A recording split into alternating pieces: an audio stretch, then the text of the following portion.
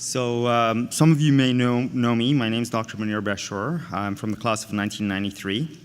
And our class is going to be presenting this long-standing tradition of the 25th anniversary class presenting the CME conference. So I'd like to thank Dr. Doucet and Dr. David Dannenbaum for helping put together the presentations today. And I would like to introduce our dean, Dr. David Eidelman, to come to the stage. He is a native Montrealer who has served as both the Vice Principal of Health Affairs and the Dean of the Faculty of Medicine since 2012. And before that, he was the chair of the MUHC for 7 years, and as the chair, he was responsible for basically the largest clinical department at McGill Faculty of Medicine and its academic network, as well as the Jewish, St. Mary's, and the Douglas. He was elected as a fellow of the Canadian Academy of Health Sciences in 2015.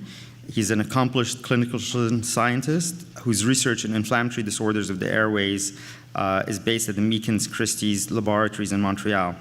He's also a member of the board of directors of the Centre intégré Université de Santé et de Services Sociaux du Centre-Ouest de l'Île de Montréal. And I've known David since he got appointed in 2012. He's a great guy, and I would like to ask him to come over and say a few words. Thank you. Thank you very much. So good morning, everybody. Thank you very much for having me this morning. I want to congratulate all of you on your various class anniversaries, particularly the class of 93 on its 25th anniversary. And I'm glad to see the class maintaining the tradition of holding the seminar. I want to thank Munir, Michel Doucet, and David Dannenbaum. I noticed that David Dannenbaum was the person who signed for the CME credits, which reminds me something very important that somebody asked me to say. It's very important, Raycon told me, that you guys fill out the after seminar survey, because unless enough people fill out the after seminar survey, the CME credits don't count. So if you want you got to do this like a collective act, you know, for everybody else's CME credits. Anyway, it's great to see everybody here. I'm sure you're enjoying being back in this amphitheater. Many of us, I think all of us, spent time here. I certainly remember coming in here and having beautiful chalk drawings by Dr. Clermont and Dr. Leblanc. As you noticed, probably coming in since 2011, this is actually officially the C.P. Leblanc Amphitheater, and named after C.P. Leblanc, that many of us had as our anatomy professor. And you're probably wondering, why aren't we in the McIntyre? And the reason is, on July 13th, 2018, there was a Friday the 13th fire on the roof of the part of the building that houses the Oster Library. And although we've, thanks to an enormous effort by everyone in the university, we've managed to get the building up and running, it was felt that it was better to plan for this event here rather than take a chance. There's still some limitations on what we can do in the McIntyre. As you can see, it looks exactly the way it looked when you were here, even if you were in the class of 58. And if anybody has $150 million bucks, we can really fix it up. No? No? Okay. But speaking of the McIntyre, I want to shout out to the class of 93, because you guys have chosen to support the McIntyre building upgrade as your class project, which I think is fantastic. With the fire, we are able to use the insurance money to get us back to where we were on July 12th, 2018, which was okay, but that building is pretty much the way it was 50 years before. It was in 1966 when it opened, and in particular, we need to upgrade it to make sure it matches the needs of students. I think that this is a kind of gift that really has impact on, first of all, the medical students, but also the many other hundreds and hundreds of students who use that building. We have a lot of great things going on here, but we remain challenged a bit with our space. Although it is fun to be in a really historic room like this. I guess I could go on and talk about all the amazing things here. Those of you who were at yesterday's breakfast talk that I gave, and it was so good that somebody fainted. If anybody has any questions, I'll be around later. I'll be happy to answer them. I think for now I'm going to turn it back to Munir and let you guys get on with your seminar. Thank you very much.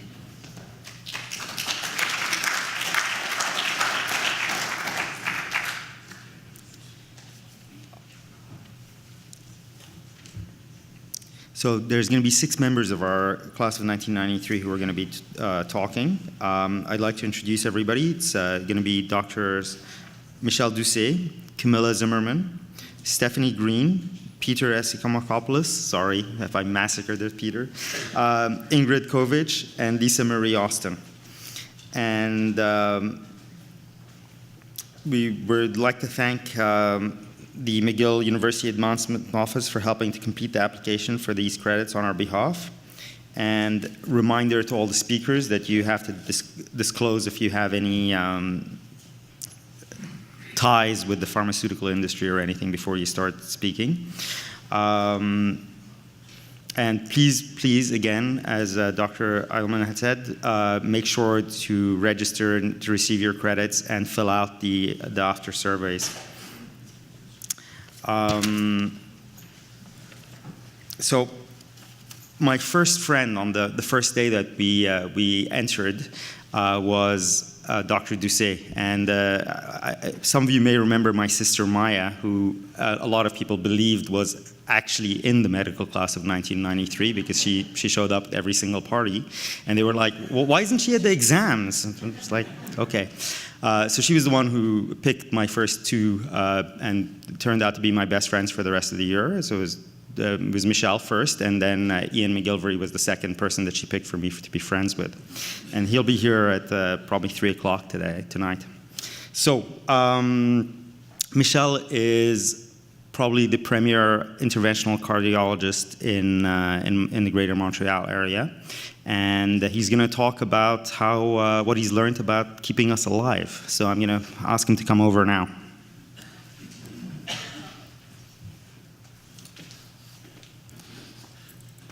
Okay, Munir, I remember to give you that check later. Thanks.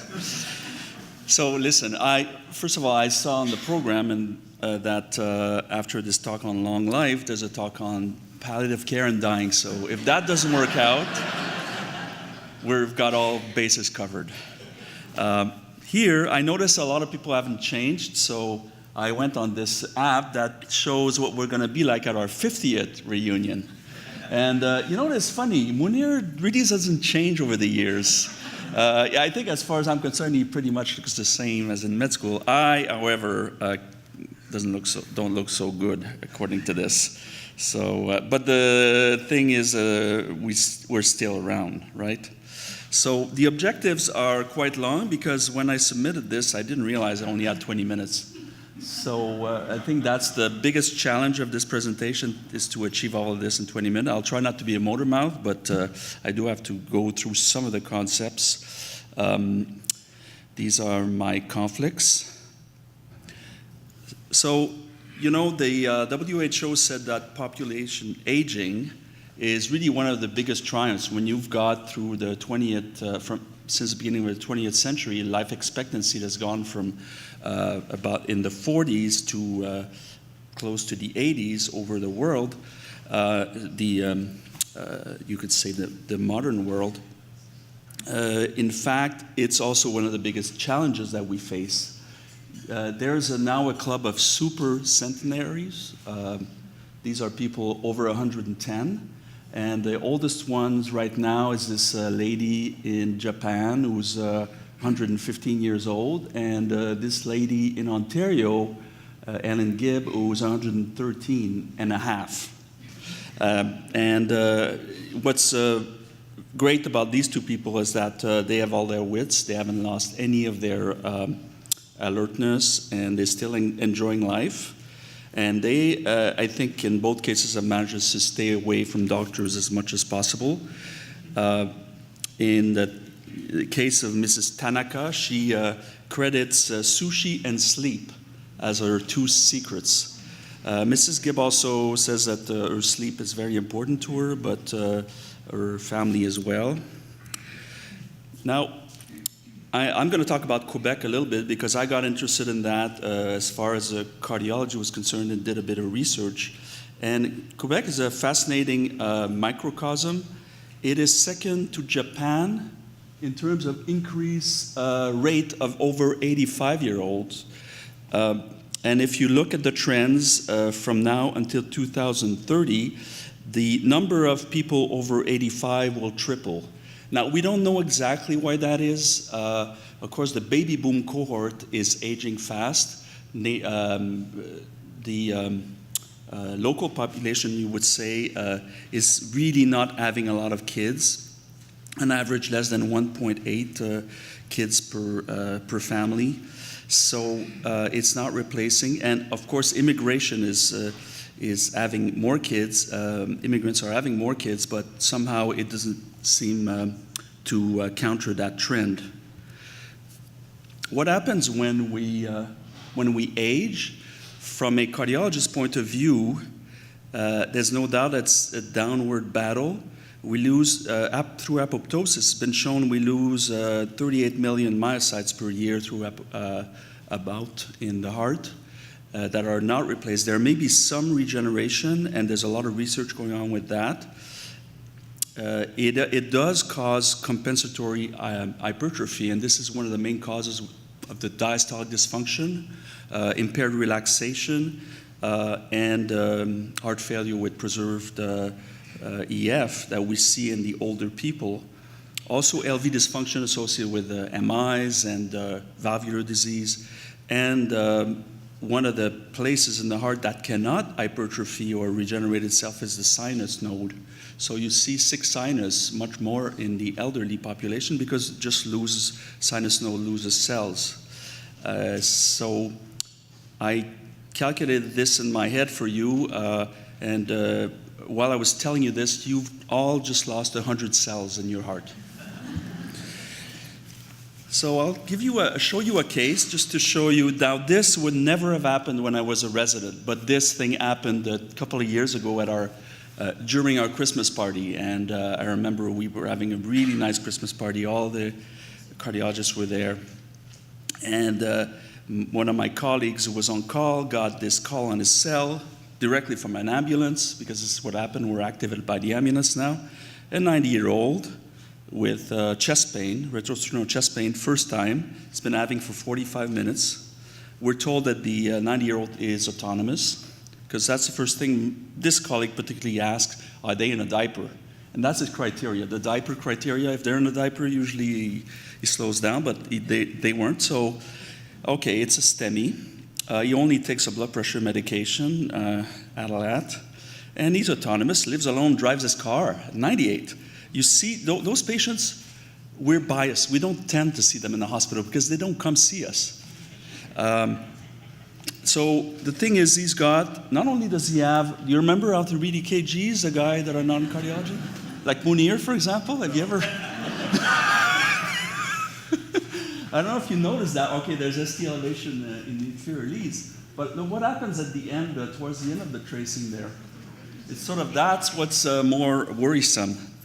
The guy's going, he's got periods of severe bradycardia and even like very severe junctional bradycardia around 30, which he doesn't tolerate very well. So his blood pressure goes down. And, the various, these are the various choices we have now. When I was a resident, a medical student, we wouldn't have even hesitated. 98-year-old, I think it would have been number 4, right? We say intensive palliative care, or some kind of taking care of the symptoms, and or maybe number 3. But what we go for here is number 1. And the team is right there, and we're not too far from the hospital. Everybody goes in. So of course we get the challenges of an elderly person. This is the vascular access. We go through the radial artery to avoid vascular complications associated with the femoral artery in the groin. But you see, it's very tortuous. This is the kind of radial artery course that you see. or brachial artery course, just above the elbow, and you have to navigate this. So you do this with special wires and everything. And then, the right artery is occluded. And then there's a thrombus. So we do a thrombectomy, which is aspirate the thrombus, and we do a stent. Nice result, and that resolves the chest, the ST elevation and the bradycardia. But the left coronary artery is also diseased, which we're not surprised to find, but he was asymptomatic before, so we leave that alone. So he's got an EF of 55. He has some paroxysmal AFib post-MI, which is we see quite often. He's treated medically. He leaves for convalescence after 3 days because he does live alone on aspirin, Plavix, Lopressor, Lasix. So we looked at, when I was a few years ago with one of my residents, we looked at the provincial data, and this is also thanks to a population data, administrative data that was gathered by Louise Pilote, who many of you may know. She's at McGill, of the whole Quebec over 80 population, and what happens with them when they have an MI. So we had a cohort here of 30,000 people, 30,000 people over 80 who had an MI. And if you look between 96 and 2006, in 96, essentially more than 95% of these patients were treated medically over 80. And then as you got to 2006, and I can tell you this trend is continuing, 70% were treated medically, which means 30% went to cath, had a bypass, had a PTCA, stent, or bypass surgery. So these are huge increases. Did it lead to any increase or decrease in mortality? In fact, the green curve on top shows mortality if you were treated medically. This is obviously very biased because when you're treated medically, it's because you're sicker, usually less autonomous. But the fact is the mortality didn't change that much. But if you were treated invasively, you had a cath, mortality decreased about 10%. Now this is over a population, a Quebec population. 10% decrease is huge. And if you were treated with a PCI on the first day, which is primary angioplasty, your mortality went from 45% in 96 to 20% in 2006, and the trend continues. So in fact, with large numbers like this, we're able to do regression analysis and Cox analysis, and PCI was shown. Of course, there were medications that were shown to be to improve survival, like ACE inhibitors, statins. But in fact, CABG and PCI were the most associated with increase in improvement in survival. Of course, you can't stop aging. There's a point where interventions have a limit, and so we see the patient 3 months later. He's doing well. He's home. He's back home and everything. Now his EKG, Munir. Anybody else? It's a little bit tachycardic and irregular, and we don't see any P waves. So he's got AFib, asymptomatic AFib. Now, discussion with the patient. He's 98, he's on aspirin and Plavix. So now we would be 3 months, he's got a stent and everything. Are we going to put triple therapy? Are we going to switch the Plavix to... And this was a few years ago. I think we didn't have the indication to start right off the bat with a new anticoagulant or direct. So we put him on Coumadin. And so finally we decided, just leave it on aspirin Plavix. Well, lo and behold, 7 days later, comes back to hospital with right hemiplegia aphasia, an extensive left middle cerebral artery stroke, and within 2 days he is gone. He's dead. So it may be better to to prevent, right? Now this lady, obviously, you're not gonna tell her to stop smoking at this point. This is what may have led her there. What are the strategies associated with decreased mortality, longer survival? I'm going to try to go a bit fast on these because I truly believe that pills are not what's going to make you live longer. But just for the sake, because I am a doctor, cardiologist prescribing pills, what about all those aspirin, statins, and omega-3? We'll talk a bit longer. Polypill, that's been studied especially in India and other countries. Vitamin C, vitamin E, multivitamin, you remember those things? Even beta-carotene we talked about. Well, it's simple. Polypill only causes or leads to better adherence. As far as vitamin C, vitamin E, and multivitamins, they're just make you have a more expensive urine because you pee them. But they haven't been shown in various meta-analysis to improve prognosis. Aspirin, I like this old ad. Physicians prescribe Bayer aspirin because it does not affect the heart. So it's safe. Yeah. In fact, the final report, you remember when we were going to med school, final report of the ongoing physician health study showed decrease in MI and stroke in primary prevention. That was a big deal. A lot of doctors started taking aspirin. And also what was interesting is that when you looked at the post-hoc analysis, it suggests reductions in the risk of cancer, particularly colon, GI, and that started appearing after 3 years. So is it still the same? Well, I'll tell you what, there's a lot of recent aspirin trials. And to me, I would compare that to if you had 3 watches. When you have 3 watches, you never really know what time it is. That's the problem. You only want one. So this is the story. 3 big aspirin trials have been presented and published in the last month. And I'm talking about 3 big trials. Now, it's quite interesting because nobody, I guess Bayer could say, well, Bayer aspirin, but the fact is aspirin is generic, costs nothing. I went a few days ago and looked at that. A year's worth of aspirin, 80 milligrams, is $4 at Costco. So it's great. Let's look at these trials. So ARRIVE was the first trial that was presented at the European Society of Cardiology. These were moderate risk men, supposedly moderate risk. So they took men over 55, women over 60. They had to have risk factors. And so they had 12,000 patients. In fact, you'll see that the way they assessed the risk, it turns out that cohort was not at high. They thought at 5 years they would have a 10% event rate. They only had a 5%, so they were probably closer to a low risk.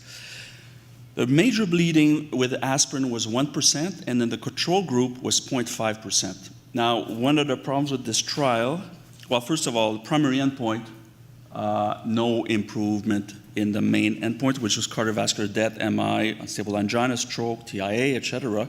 So in other words, aspirin didn't work. But as with a long trial like this, 6 months, what happened is a lot of patients on the treated group with aspirin dropped the aspirin for whatever reason.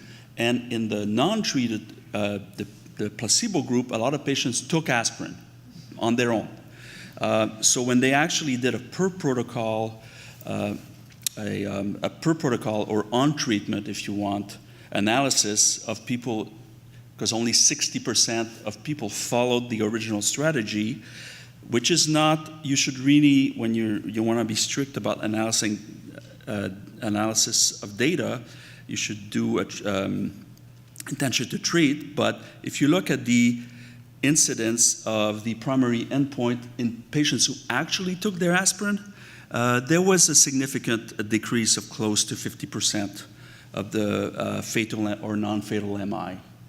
So this, you can interpret this the way you want, but even for the low risk, and this was even more obvious in the truly low risk population, which in fact may represent the fact that these people are at low risk of bleeding too. So they get more bang for the buck. Now, another trial was presented and published at the same time, the ASCEND trial. Here it's in the UK, and it's diabetic patients. So they're all over 40 years old. They all have no baseline known cardiovascular disease. They have 15,000 patients in the UK. Oops, I'm going to show the next curve. There you go, it comes. In fact, here there was a benefit. It wasn't that great, but there was a 12% benefit in favor of aspirin for the primary event, which was the same vascular MAiD, so major adverse cardiac event, and an NT of 91, which is quite high, but still not bad. The problem was there was also more bleeding, in the same proportion as the first ARRIVE trial. And the latest one that was just published was aspirin, which is even bigger, 19,000 patients. They're elderly, considered elderly, so over 70. These are patients without known cardiovascular disease. It was three articles at the same time in the New England Journal. One of them on mortality, one of them on disability, and the third one I think was on bleeding. And what was interesting about this is that, and provocative too, is that there was more death. In this case, it seemed to increase death. I don't know if you see very well up there, in the aspirin group versus the placebo group. And when you look at why, the death was related, there was a tendency for more death by cancer. Now, it's true that aspirin may lead to more cancer diagnosis now. It's unsure why, after 5 or 6 years of follow-up, you would actually have more death. And people are still searching for the answer. It just came out recently. But certainly there was no prevention. So first thing is aspirin is not a harmless drug. It's a lot of people are self-prescribing aspirin. It may not be a good idea. It may be a good idea to talk to a doctor about that. In low to moderate risk patients or non-vascular patients over 70, aspirin did not improve survival outcomes. In diabetics, it did decrease the risk of serious vascular event, but also increase the risk of major bleeding. So it's a balance, right? You know that patients may prefer to have a bleeding event than, let's say, a stroke. And I can totally understand that because most bleeding events do not lead to long-term sequelae. What's interesting, and these are 3 studies put together, really looked at that, ASA did not decrease incidence of cancer. So, of course, some critics say, well, it may take longer for the effect to show up, but the curves diverge in a way that it really doesn't show. Like we expect cancer to maybe show up after 5 to 7 years, but in fact, we really don't think that aspirin does decrease cancer. So until something better comes along, reserve it to vascular patients or high-risk patients. What about statins? At some point, people were saying put statins in the city water because it's the best thing since sliced bread. And in fact, a meta-analysis, the biggest meta-analysis, looked at 19 trials, 56,000 patients. I'm not talking about my patients. I'm talking about primary prevention here. 14 trials, though, at patients with comorbidities. So raised lipids, diabetes, hypertension, microalbuminuria. Of course, Peter, I don't think he's going to talk about that, but I think I don't see a lot of endocrinologists not giving a statin to their patients now. But in fact, and there was, again, a study published this week in the Annals of Internal Medicine showing no benefit in primary prevention in a lot of subgroups, like to prevent non-cardiovascular causes. But the fact is, when you want to prevent all-cause mortality, it works. When you want to prevent cardiovascular disease, it works. And when you want to prevent stroke, it works. So the one thing it doesn't seem to work for is cognitive function. And there was a big study that looked at that specifically called PROSPER, and that showed no reduction in decline of cognitive function. So, but on the other hand, it didn't make people lose their memory or their reflexes, or as some people are actually scared of in elderly people. So certainly, if you have if you have a high-risk patient as is diabetic, there's certainly an indication to consider a statin, but even an intermediate, which would be 1% per year, or 10% risk at 10 years, in that meta-analysis, there is a benefit of taking a statin. And this is one of the studies, one of the biggest studies that looked at primary prevention, although I have to say this study was a bit complex. It was a study with rosuvastatin or Crestor versus placebo in primary prevention. And in this case, you had to have an LDL that was average, but you have to have a CRP, or C-reactive protein, that was elevated over 3. And they looked at true primary prevention. What was interesting is they had enough patients, close to 6,000 patients over 70, up to 97-year-olds, that they included in this trial. So they had elderly patients, much more than in fact the secondary prevention trials. And what was interesting in this case is they prevented more events in absolute numbers in the elderly cohort over 70 than in the young cohort, which figures because the elderly has more risk. Yes. Omega-3, I'm not going to say much about, except secondary prevention or primary prevention doesn't work. This is the result of a recent meta-analysis, and it doesn't work. 112,000, although we just got word that something's going to be presented at the AHA about iDose, omega-3, which reduce cardiovascular event in a trial. We'll see about that. What are the lifetime predictors of a long life? I like this slide. It's not that diabetes, heart disease, or obesity runs in. No one runs in your family. So let's talk about that. You know what? Health in older age is not random. But if you look at population-based studies of twins, it's only 25% inheritance. We would think it's more, right? So in the physicians' health studies, that they took physicians that were studied from the age of 70 on, how many of them lived to be 90, it was 41%. Now, if you had none of the risk factors being sedentary, hypertension, obesity, diabetes, or smoking, you had a 54% chance of living to 90. Mind you, these are people who were born in between 1910 and 1920, because the physician study was done 70s to 80s. So it may have to be updated, this data. InterHeart, which was a big Salim Yusuf study in 52 countries, and we're talking about MIs here, isolated the best risk, most important risk factors for having an MI were, well, there were risk factors, smoking, diabetes, hypertension, obesity, psychosocial index. I'm going to touch a little bit about that, but because it turns out to be very important. And of course, protective was fruits and vegetables. The Pure Diet just showed us that recently. Exercise, alcohol was protective, and this is controversial actually. And we're going to talk about that too. Carbohydrates. I know I have some friends here who are proponents of the low-carb diet.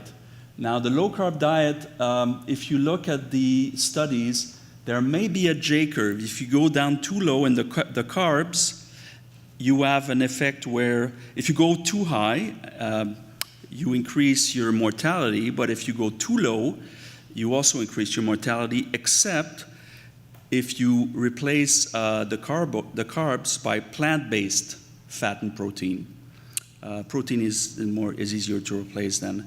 And this has been shown by the ARIC trial published recently. So it may not be good to only eat steak. Modest alcohol intake, I'm just gonna say that some of us may have already gone over our weekly quota last night. So, but in fact, it looks from this Danish study that over one drink a day seems to increase mortality, but or 100 ounces, 100 grams a week. But there's a lot of confounders in there. Let's talk about psychosocial now, finally, if I had just a minute. This is one of the indexes I find most interesting. How did they define psychosocial index in the InterHeart trial? It was a composite index of work stress, stress at home, financial stress, major life events, as you know how we define them, depression, and one of the really interesting ones is loss of control over one's life, which is why even though, let's say, a company CEO who has a lot of stress may have a lower psychosocial index or higher, whatever than many of his employees, because they don't control what's going on with them.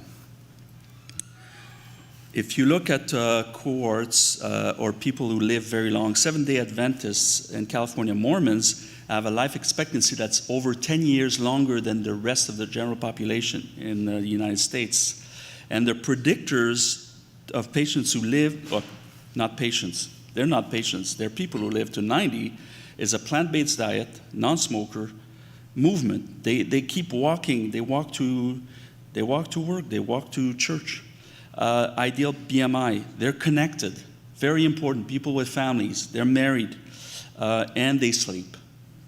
So these are things we should think about if we want to live longer. But in the end, and this is my point of view, it all straightens itself out. Thank you very much.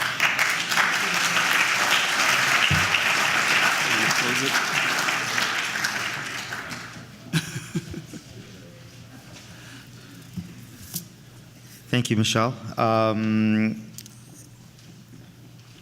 So the summary is, don't take any aspirin, have one whiskey a day, but only one.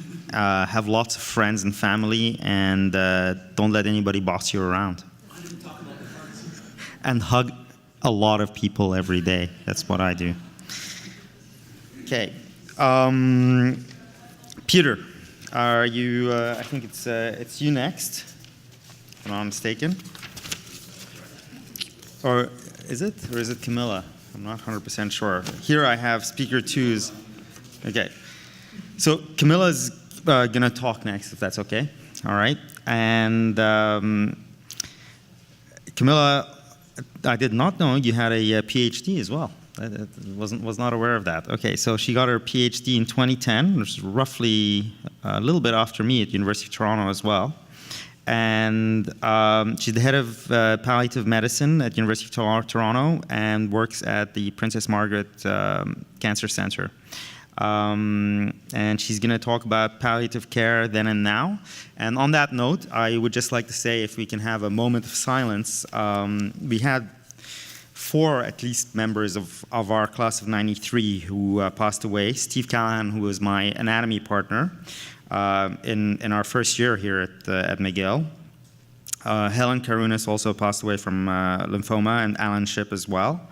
And Kay Van was the one which was taken away from us through a motor vehicle accident.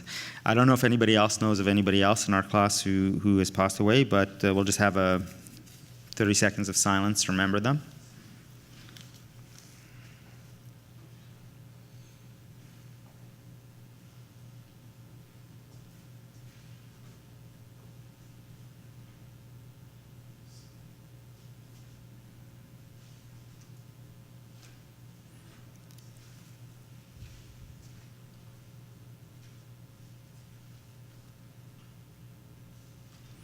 And Camilla is going to come and talk to us about palliative care, which is, in my opinion, probably one of the most important fields of medicine, and it's going to become even more important in the next few years until we figure out how to stop cancer as our population ages.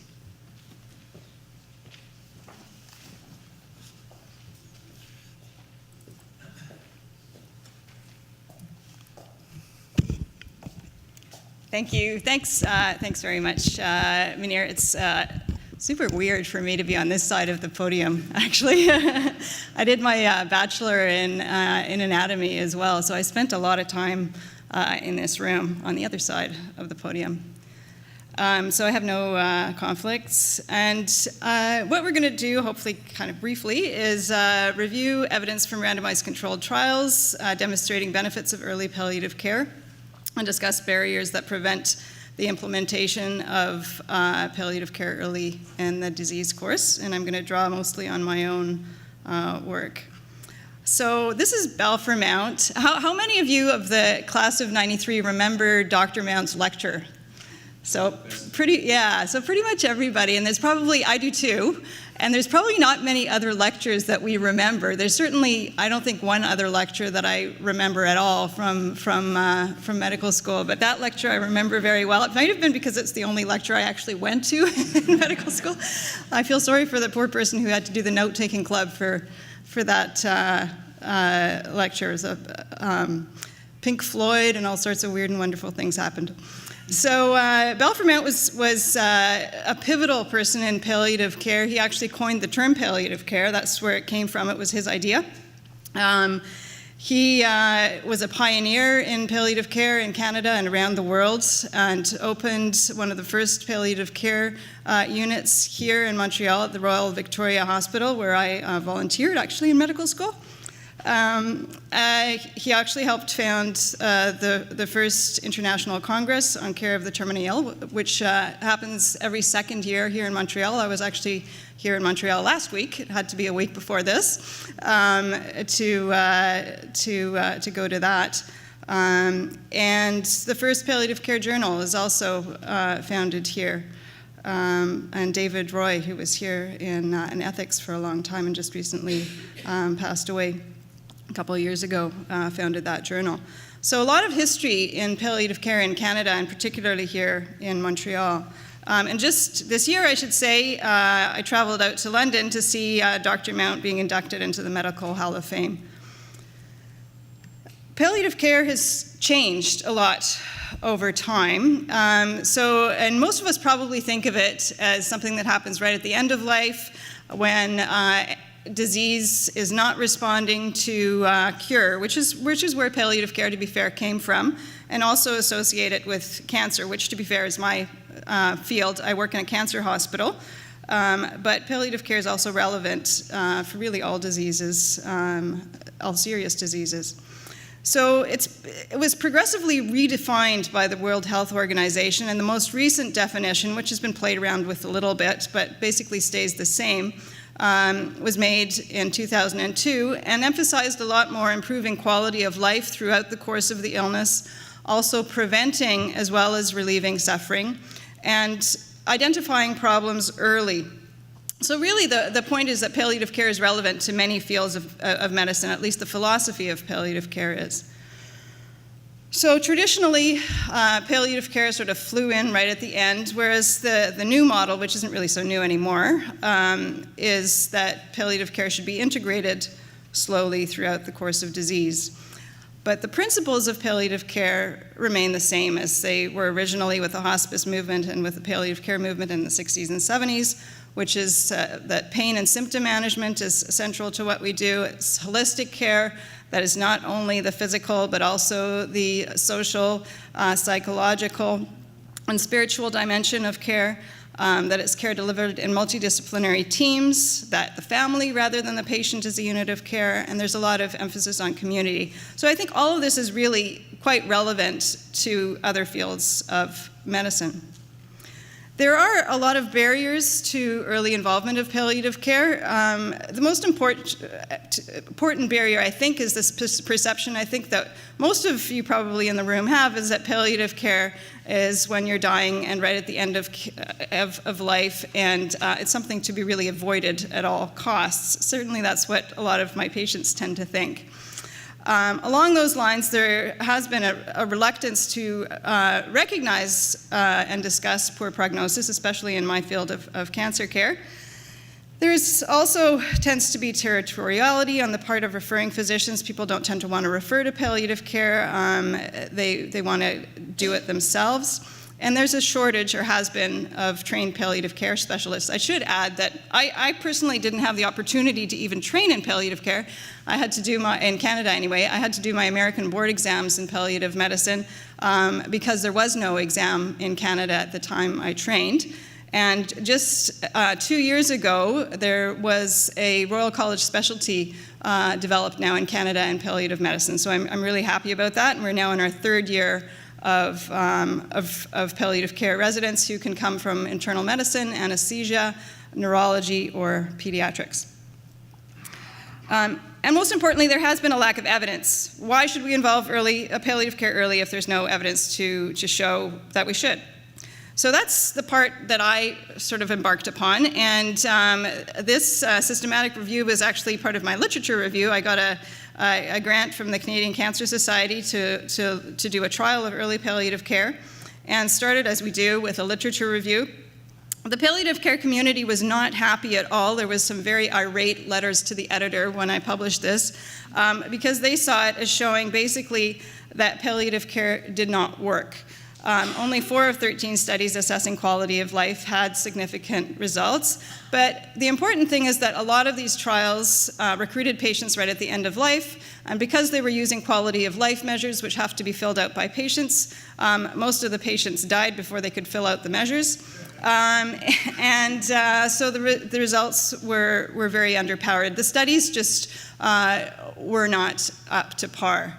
Previous systematic reviews had sort of conveniently ignored this fact and tended to be written by palliative care physicians, and were, in my opinion, a bit biased in that they sort of chose the one outcome, whether it was itchy skin or whatever, that happened to improve. But really, when you looked critically at the results, there was a lack of evidence for the efficacy of palliative care at all. Importantly, none of the trials had looked at palliative care early in the course of illness.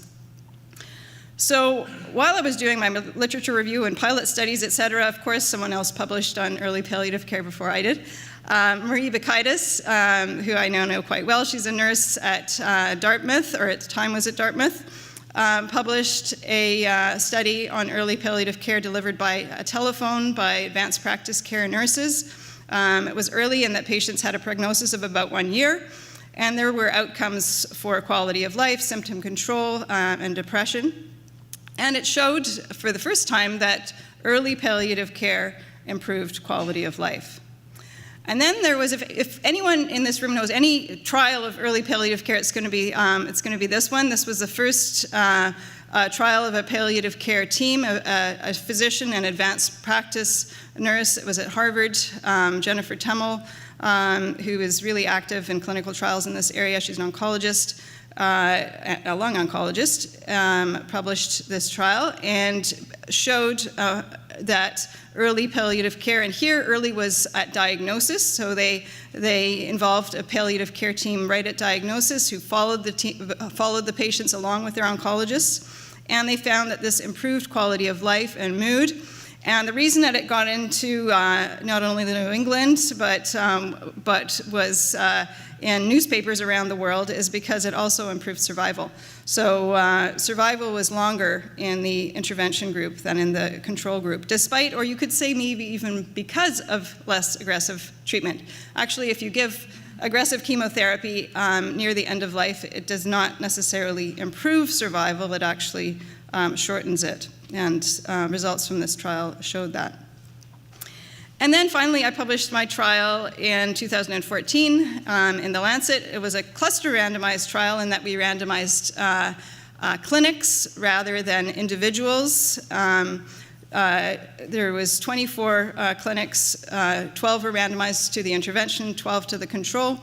And we showed that our team, which was, again, a nurse and physician team, improved quality of life at 3 and at 4 months, and also improved satisfaction with care and symptom control. So when you look at the trials altogether, and since then there have been it's sort of been an explosion. They thought, oh, this is a great field to publish in. You get all these positive results. So they haven't all been positive. And there's dozens that are now being done, not only in cancer, but also in heart failure, in end-stage renal disease and COPD, et cetera. But these are all oncology trials, and most of them showed improvements in quality of life and mixed outcomes for other measures. And finally, I could redeem myself. This group in Pittsburgh actually approached me because I'd done that other systematic review, which was published in JAMA, and asked me to help them with their systematic review, which we managed to also get into JAMA, which also included a meta-analysis. And we were able to show at this time, including all the early palliative care trials, that there was a statistically and clinically significant improvement in patient quality of life and symptom burden, though no association with palliative care and survival. Though there's a recent systematic review actually that was just published this year that did show an improvement in survival if you looked only at the early palliative care trials. This systematic review that we did included all the trials together dating back to the 1980s. So, and importantly, ASCO, which is a huge, so this is the American Society of Clinical Oncology, which has huge influence not only in the US, but also around the world. It has 45,000 members. As a consequence of mainly Jennifer Tremmel's New England trial in 2012, recommended that combined standard oncology care and palliative care should be considered, and changed that now in 2017, saying definitively that inpatients and outpatients with advanced cancer should receive dedicated palliative care services early in the disease course concurrent with active treatment. And for ASCO to say that was really a big deal. So what do patients think of palliative care? And this is something that I was interested in just because of the bias that I think we all and our patients all have against palliative care. Well, when we interviewed 40 patients in the intervention arm of our trial, they had a lot of positive things to say about palliative care, actually, early, and this is early palliative care. They really, most of the patients actually who we ended up recruiting into the trial did so because they wanted to help science. They said, yeah, we'll help you. We don't really think this applies to us. We don't see ourselves as at all needing palliative care. We don't really think this is going to help, but we'll do it for you because we want to help your trial. But they did find that what was useful for them was the prompt access to symptom management. They didn't necessarily have symptoms when they were first randomized, but by 4 months, pretty much all of them had symptoms, and having a team that could manage those and that they could call right away when they had symptoms, pain in particular, was useful. Having holistic support, so not only just for pain and symptoms, but also psychosocial support for not only patients, but also the caregivers was important for them. Having some guidance in the decision making, in other words, having sort of a sounding board to talk things through. Often in oncology clinic visits, the follow-ups are very short and protocolized, whereas in palliative care, they tend to be more patient-centered. So they had time to bounce things off us. And also in preparing, obviously, for the future and end of life.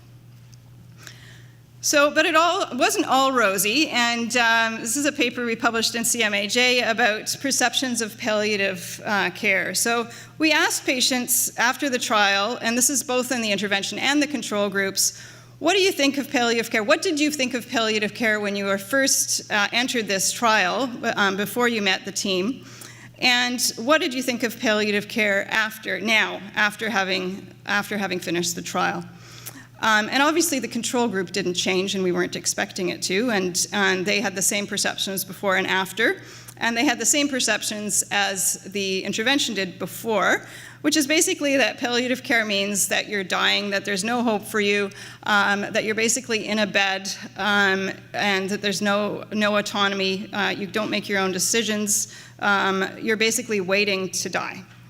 And when we asked them, where does that perception come from? For most of them, it actually came from doctors and nurses within the medical system, either through themselves or through having cared for their family members. So most people diagnosed with cancer in their 50s and 60s and have previously been caregivers for their parents, for example, and also from the media. So, and then in the intervention group, there was a change in perception, and we hoped to see that, of course, that palliative care was not so much associated with end-of-life care or only end-of-life care anymore. They saw it more as an ongoing care to improve quality of living. They really thought it was very relevant for themselves. They thought everybody should have this. But they still didn't like the term palliative care. They found the palliative care carried a stigma for them. And they had various, and they said especially when discussing palliative care, for example, with their family members or with friends, they wouldn't say that they were seeing a palliative care team. They would either say, well, I'm in this study, or they would say, I'm seeing my pain doctor or my symptom control doctor. They didn't like saying that they were seeing palliative care because, of course, everybody else, they said, still had this perception that palliative care was end of life and they didn't want to scare them. And they had various suggestions for that. All of them pretty much said that palliative care needed to be better explained by referring physicians. And a few of them also said that it should be renamed. And when we asked them what it should be renamed to, they didn't really have any good suggestions. They thought, well, you probably know better than we do. We don't know what the name should be. When we suggested supportive care, most of them liked that name. We also did a survey of medical oncologists, asking them about the referral patterns and their views of palliative care. Interestingly, I don't think that 85% really do refer usually or always, but 85% at least said they did. But a third of them said they referred only after stopping all treatment, in other words, right at the end of life. And when we asked them when we looked at factors that influenced early referral, and we define that as either at diagnosis or during chemotherapy as opposed to when chemotherapy had stopped. Factors that were associated with that were satisfaction with the availability of the palliative care service. Now, palliative care services, because it's a growing field and because we just had a specialty for 2 years, tend to be in high demand, and we tend to probably not be as available as we should be. Many hospitals don't have a palliative care service even. So if the palliative care service isn't readily available, then obviously early referral isn't going to be possible. Acceptance by the palliative care service of patients on chemotherapy. So I think this is where we have to change as palliative care physicians. If we want oncologists to refer early, obviously we have to see patients while they're still on chemotherapy. Completing a rotation in palliative care, interestingly, as well, was associated with early referral. You might think that if oncologists complete a rotation in palliative care, they think, well, I can do that myself now. I don't need to refer to palliative care. But they clearly saw the benefit of palliative care while they were doing the rotations and tended to refer more afterwards. There wasn't an age difference, actually, but there was a difference in completing a rotation. And again, this idea of the name. So a third of them said they would refer earlier if only it wasn't called palliative care, but something else, and especially supportive care. So when we look at all the trials that have been done, really have been done with a specialty palliative care service providing care. And I think where we need to go now is more into primary palliative care. There's no way that we're going to be able to provide specialty palliative care for every patient diagnosed with every serious illness, not even every single patient who's diagnosed with end-stage cancer. There's about 200,000 patients diagnosed with cancer every year in Canada. Probably about 80,000 of those will need palliative care, and we're not going to see all of those even. So we need primary palliative care, which is that every physician who comes through medical school or goes through family medicine or internal medicine or general medicine training should have a basic knowledge of pain and symptom management, which they don't. I certainly didn't when I graduated. Should know a basic management of how to manage depression and anxiety and how to discuss goals of care. And then there's specialty palliative care, just like there would be in cardiology, for example. This is the latest crop of our international fellows at Princess Margaret from Egypt, from India, Thailand, the UK, France, and Saudi Arabia. So, and we interviewed 19 this year and accepted 7. So it's a growing field, is my point, I guess, and one that's relevant internationally. And we need more training and more centers that accept international fellows in palliative care, for example. So to conclude, there is no longer a lack of evidence, at least in oncology, for the benefit of early palliative care. We can't, as palliative care physicians, provide all the palliative care, so we do need to train other healthcare providers to deliver care, especially at the primary level, and also now with the Royal College program at secondary and tertiary levels. We need to ensure seamless care transitions among different settings and work together collaboratively, locally and internationally, to improve palliative care practice and research. Thanks very much to all of you.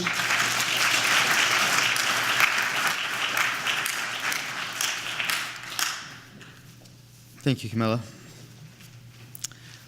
Stephanie here? Okay, great. Stephanie's going to be talking to us about medical assistance in dying. Again, this is another, for me, important field. I lost my mother this year from cancer, and I was a very big advocate for supportive care for her.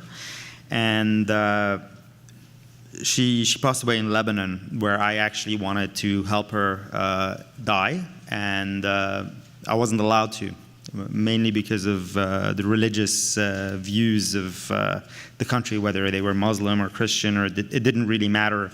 The point is that only God decides when you die. I don't believe that. I think that medical assistance in dying is an incredibly important field, but it's one which unfortunately a lot of people burn out in, I've heard. But I'm going to let Stephanie, the expert, talk about this. Thank you.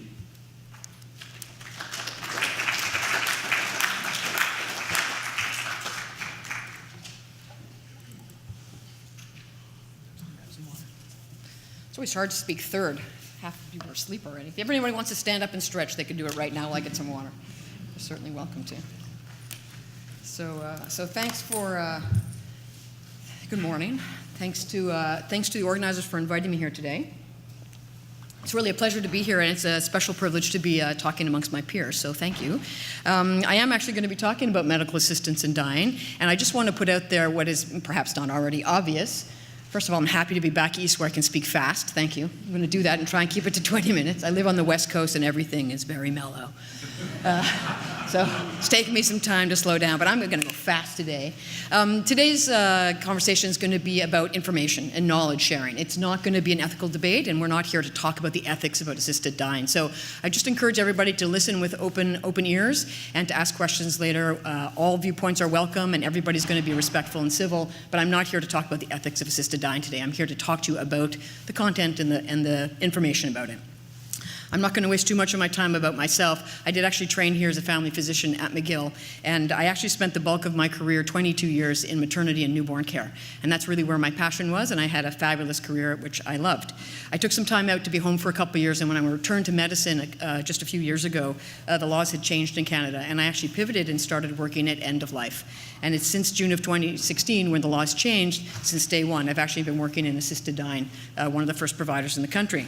And in that context, that's why I'm here speaking today instead of someone else, I've actually done over 250 consultations for assisted dying, and I've already helped more than 100 people end their life. I'm also the president of CAMAP, which I'd love to save time and tell you about, so hopefully I can speak fast enough to do that. It's the Canadian Association of MAiD Assessors and Providers, and I'm very proud of that role, so I hope to get onto that in a moment. I am going to clarify what it is that we are talking about and what we're not talking about. I'm going to tell you what's actually happening in Canada across the country with a small little segue about specifically in British Columbia, which is quite unique. I am going to talk to you about the process and the eligibility criteria, the bulk of which I'm going to talk about is actually what is fondly in Quebec called the rest of Canada. This is a distinct society, of course, and I will touch on how that is so still, but I will talk about process and eligibility across the country because I do think it's important that everybody in this room understands that, and not just the public, but the healthcare community really needs to understand that. I'll talk about CAMAP, and if there's time, a little bit about my experience. So depending on what you read and who wrote it and what year it was published and which publication it was published in, there's a whole host of terms out there about this topic. So let me just be very clear from the beginning. Assisted suicide is when a clinician either writes a prescription or gives a medication to a patient who then, assuming they're adult and competent to make this decision, takes either the prescription or the medication and self-administers it, and they die. That is an assisted suicide. The clinician is assisting in the suicide. Voluntary euthanasia, by contrast, is when the clinician themselves actually administers the medication, which we're talking intravenously. So voluntary euthanasia, when the physician actually administers the medication and then the patient dies. So the real distinction is who administers the medication. In Canada, we're very lucky. Our law actually allows for both of these options, although not in Quebec. And because we have both of these options available, we have an umbrella term called medical assistance in dying, which is a fairly unique Canadian term, and it encompasses both options. And specifically in Canada, it must be done by either an MD or a nurse practitioner, although down in Quebec. So I'm going to call it MAiD from now on because it's a lot easier to say than just medical assistance in dying over and over again. So because we have all of these options and permutations and combinations, this actually puts us in a very unique club, globally speaking. There's actually only 3 jurisdictions in the world outside of Canada that allow this combination, and not surprisingly, they are the Netherlands, Belgium, and nobody ever talks about Luxembourg, but they can do it too, but there's only like 2 people, so it doesn't really matter. Everything else that you hear about in print, in movies, in books, people love to talk about Dignitas in Switzerland and the few states that are actually now edging towards this. That is all assisted suicide only. None of those jurisdictions allow physician-administered medication. Okay, so a lot of press, but actually we have more options in Canada than most of the places you've heard of. I should just mention very quickly that in Australia, one of the states, Victoria State, has actually already changed their law. In 2019, they will be allowing assisted suicide in one of the states in Australia. There's currently 7 states in the United States that allow some form of assisted suicide, and there's actually 20 other states that are certainly considering legalization in the bill, although in the current political climate, I doubt that will happen. How did we get here? Very, very briefly, just 3 important dates. It was 1972 in Canada when suicide was no longer considered a crime. But of course, the very important provision, Section 241, still made it a criminal offense to actually assist somebody to die. Fast forward 20 years, and we were all here in medical school when the headlines blared across the country, and Sue Rodriguez, a young woman from Victoria, BC, where I happen to live right now, was diagnosed at age 41 with ALS and was very aware of what would happen to her, and she decided to ask for an assisted death from her physician, and of course it was illegal for her to obtain that, and she fought through the court system all the way up to the Supreme Court of Canada. Judgment came down in '93 when we were all still here, and she actually lost that fight in a 5-4 split decision from the Supreme Court. It was very, very close, and she went ahead 4 months later and had an assisted death, kind of against the law, with an anonymous physician. The whole event was actually investigated, and nobody was ever charged with any crime. But it certainly kicked off a national debate, which has only grown stronger and stronger since then. And I'll just fast forward again another 20 years, and in 2011, a very similar case, a woman named Gloria Taylor, also with ALS in her early 60s, decided to challenge the exact same law, the feeling that was that society had changed their viewpoint, and she was joined by Kay Carter, who is the daughter of a woman who went to Switzerland who didn't want to wait for the end of the law. And the two of them basically fought through the same court system up to the Supreme Court, and at that time, in 2015, there was a unanimous decision by the Supreme Court of Canada, 9 judges to 0, in favor of striking down the law against assisting suicide.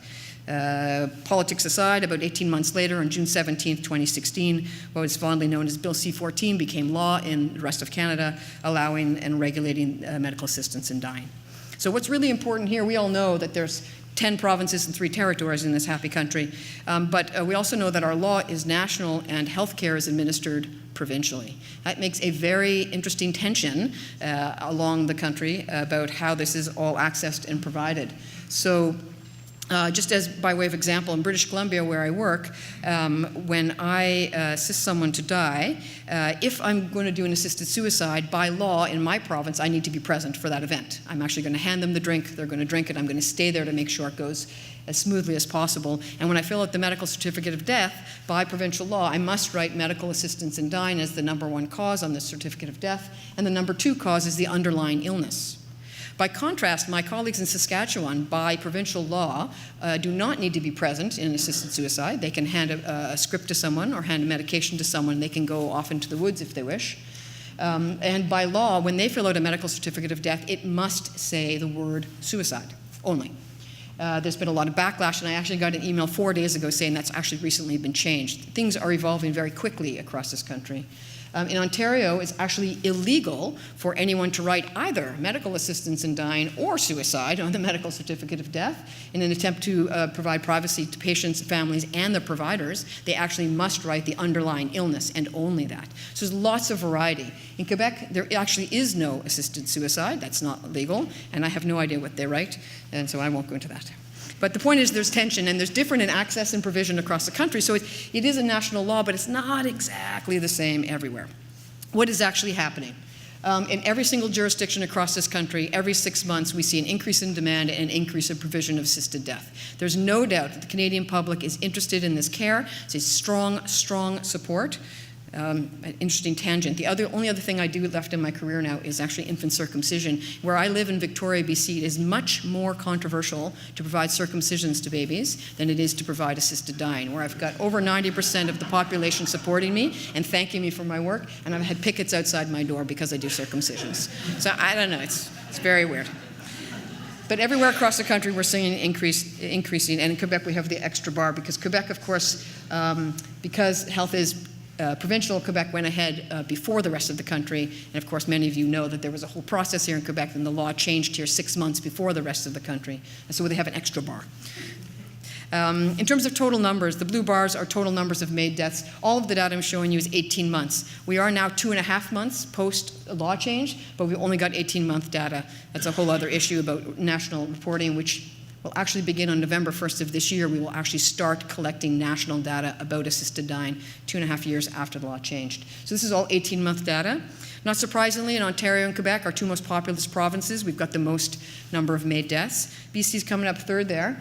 But this, of course, didn't take into account population differences. So clever as I am, I switched the data to the green bars, and that actually represents MAiD as a percentage of total annual deaths, total provincial deaths. So that's some self-explanatory. We see a little bit more kind of regular, a little bit more the same in every province when we look at that. So, and in terms of Canada, just so you know, after 18 months, if you look at all annual deaths, 1%, it's 1% of all annual deaths in Canada are by an assisted death. So quite low, but it's on the map. I actually decided to make sure you're all awake. I changed the colors back to blue. This is still the MAiD as a percentage of total provincial deaths. So you can see the differences across the country, but I really wanted to compare to other jurisdictions in the world. And when you compare the data this way, you can see that something unique is happening in British Columbia, significantly more than other provinces. About 3 times what's happening in other provinces is happening out west. And again, you can see how that compares to the Canadian data. What I find really interesting is to compare to other jurisdictions in the world that have been doing this for longer than us. And when we look at Oregon, we can see that they do very little, actually.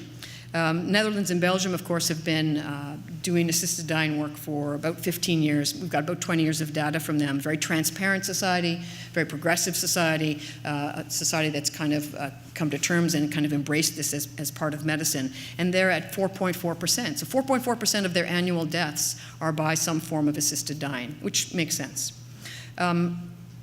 In terms that they've been doing it longer. What I find really interesting are the last 3 bars. I've pulled those out, and IH stands for Island Health. So where I live in British Columbia, I live on Vancouver Island, which is where Victoria is on the tip. And Island Health is the health authority. There's 5 health authorities in British Columbia. Island Health is Vancouver Island. For those of you who haven't been out west, Vancouver Island's about the size of Ireland, actually. It's quite large, but there's only 800,000 people that live on the island. So it's very sparsely populated. But after 6 months of the law having been changed, entirely 2% of all the deaths on the island were actually by assisted dying. And 12 months after the law changed, we were already at 3.6%. And at 18 months, we were tied at 4.4% with Belgium and the Netherlands. So something quite unique is happening there. And the last 3 months, which we don't have up here, we've actually surpassed 5%. So if we have time later during question, I'd love to hypothesize why that is, but I'll just go on. Across the country, just very quickly, gender-wise, it's pretty much equal across the country in every province, male and female, everyone equally accessing and requesting this care. The age spectrum is huge. This is actually an old scatter plot. Personally, the youngest person I've helped is 27, and the oldest person I've helped is 105. But across the country, in every province, the average age of people accessing an assisted death is about 73 to 75, so it's pretty consistent. A little bit younger than some people expected. But across the country the same. Underlying diagnosis, not surprisingly, is cancer. Almost 65% terminal cancer patients, which is what we expected. I think we all thought that neurological degenerative diseases would be the next most common, as we all talk about ALS patients so much. But in truth, what we're seeing is organ failure, end organ failure being the second most common diagnosis. This is end-stage heart disease, end-stage lung disease, end-stage liver disease mostly, and followed then by neurological causes. So not a huge surprise. Location of MAiD, this graph is a little bit deceiving as well. It looks like it's happening equally at home and in hospital, but the truth is in most centers, certainly in most urban centers in Canada, it's happening predominantly in hospitals. The BC data is over 50% in home and in the community, and because there's so much of it, it's raising the national graph to look like it's a little bit more similar. But the real thing I want to tell you is that MAiD is happening everywhere. It's happening in hospital, it's happening in homes, it's happening in long-term care facilities, nursing homes, assisted living, hospices, palliative care units. It's happening everywhere that's safe and legal, not in public space. I've had a few in a hotel, so everywhere. So I'm going to keep talking. What's the process? Many of you know if you want to access an assisted death in this country, you need to ask for it. This is patient-centered, patient-driven care, the way that it's set up. Our court system set this up so it's a patient right, and it must come from the patient and from nobody else. So the patient needs to not just ask verbally, but also in writing. There's a different form in every province, but they look very similar. It has to be a request in writing that needs to be witnessed by 2 independent witnesses. And again, there's lots of nuances to this I won't go into. The witnesses do need to be adults and know what the request is, but what's most important is who the witnesses cannot be. You won't be surprised to learn that they cannot be anybody who will benefit from the death of the patient. So nobody who's in the will can be a witness to this request. Nobody who is actually providing medical care to the patient can be a witness to this request, so not their doctors. And nobody who's providing personal care to the patient is allowed to be a witness to this request as well. So you can imagine it gets a little bit harder and harder to be a witness. I won't go into the rest of that, but you do need to make a written request and it needs to be witnessed. Once that's done, there need to be 2 separate independent clinical assessments. And in this country, that is either by a physician or a nurse practitioner, except for Quebec. And they need to be separate from each other, not working for each other, not one hierarchy over the other. So 2 separate clinical assessments that both agree that the patient meets the criteria for an assisted death. In terms of criteria, I could spend an entire week analyzing that for you, but I am going to tell you in a couple minutes what the eligibility criteria are, because I think it's very important that we demystify some of the myths that are out there. So there are actually 5 eligibility criteria that a patient needs to meet in order to have an assisted death in Canada. Number 1, they need to be an adult. Currently, no pediatric populations qualify. And across the country, that means 18. So 17 3/4 need not apply, 18 years of age in any place in the country. Number 2, you need to be eligible to receive Canadian health care. That does not mean you need to be a Canadian citizen. You could be a refugee, a landed immigrant, whatever your status is. If you're eligible for Canadian health care, you can apply for this care, but this is meant to discourage people from coming from anywhere else in the world to land in Canada and offer to pay privately. That is not legal in this country, and I doubt that will ever change. Number 3, I need to be convinced as the person doing the assessment that the person requesting this care is doing so voluntarily, that there's no sense of coercion, not from their loved ones who want to inherit the house, not from their doctors who are feeling hopeless because there's nothing else to offer, not in any form of subtle way. It's not because they are facing long-term care and they just don't like the idea, that this is actually consistent with their personal views and their values and how they've lived their life, and it's coming from them themselves. So the first 3 are fairly straightforward and generally not that hard to figure out. The 4th criteria we could really spend all day talking about. The law says you need to have a grievous and irremediable condition.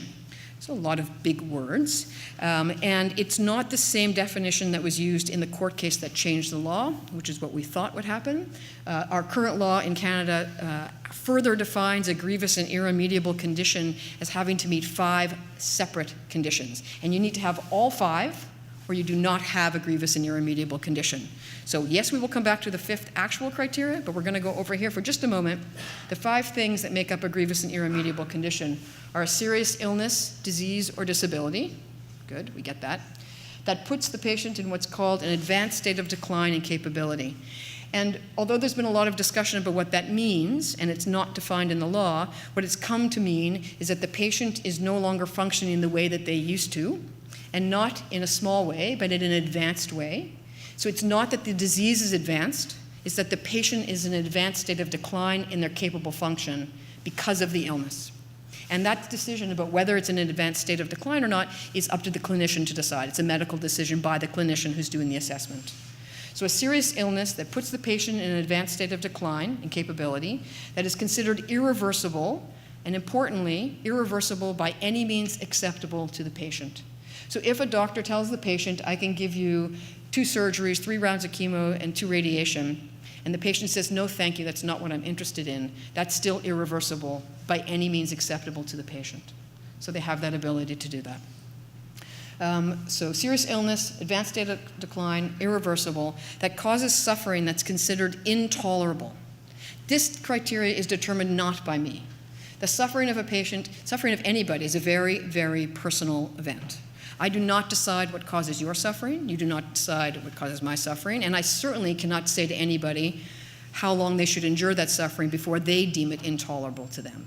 So intolerable suffering is a more subjective criteria. There's a lot of talk about what that means, but as far as I'm concerned, determined by the patient themselves. And the fifth criteria for a grievous and irremediable condition is that the patient's natural death is in what's considered the foreseeable future. And that we could talk a month about, because this is a new term that's not a legal term and not a medical term, and everybody has an opinion about what reasonably foreseeable means. And I can tell you I've spent many, many, many hours talking to people about what that means. And rather than go into all of that with you, I will tell you importantly what it doesn't mean.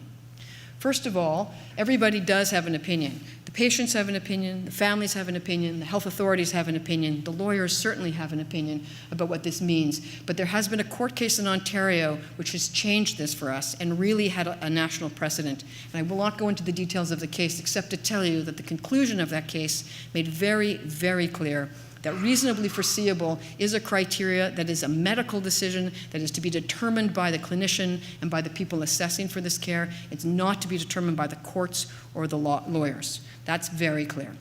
Number two, the decision in Ontario pointed out that our law does not in any way talk about a time frame. There is nowhere in the Canadian law that talks about reasonably foreseeable being a certain time frame. It's not that you're dying in a week or a month or 6 months or a year or 5 years. There's no time frame. What it means, according to the judgment, is that the patient is on a trajectory towards death, and not the one that they had on the day they were born, because we're all on a trajectory towards death, of course, but that they've developed a serious medical illness, disease, or disability that has changed that trajectory, and they are now on a trajectory towards death due to their entire medical condition.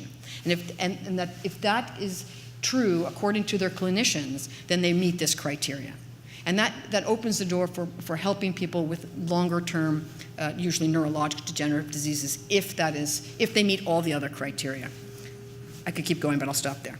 So if you have all of those things, you've got a grievous and irremediable condition. And of course, the fifth criteria to be eligible for an assisted death in general is that you have to have the capacity to make that request. So you do need to have task-specific capacity, which means the patient understands their illness, they understand what their treatment options are, and what the risks and benefits of those things are, that they understand what an assisted death is, and the risks and benefits, I suppose, of what that is.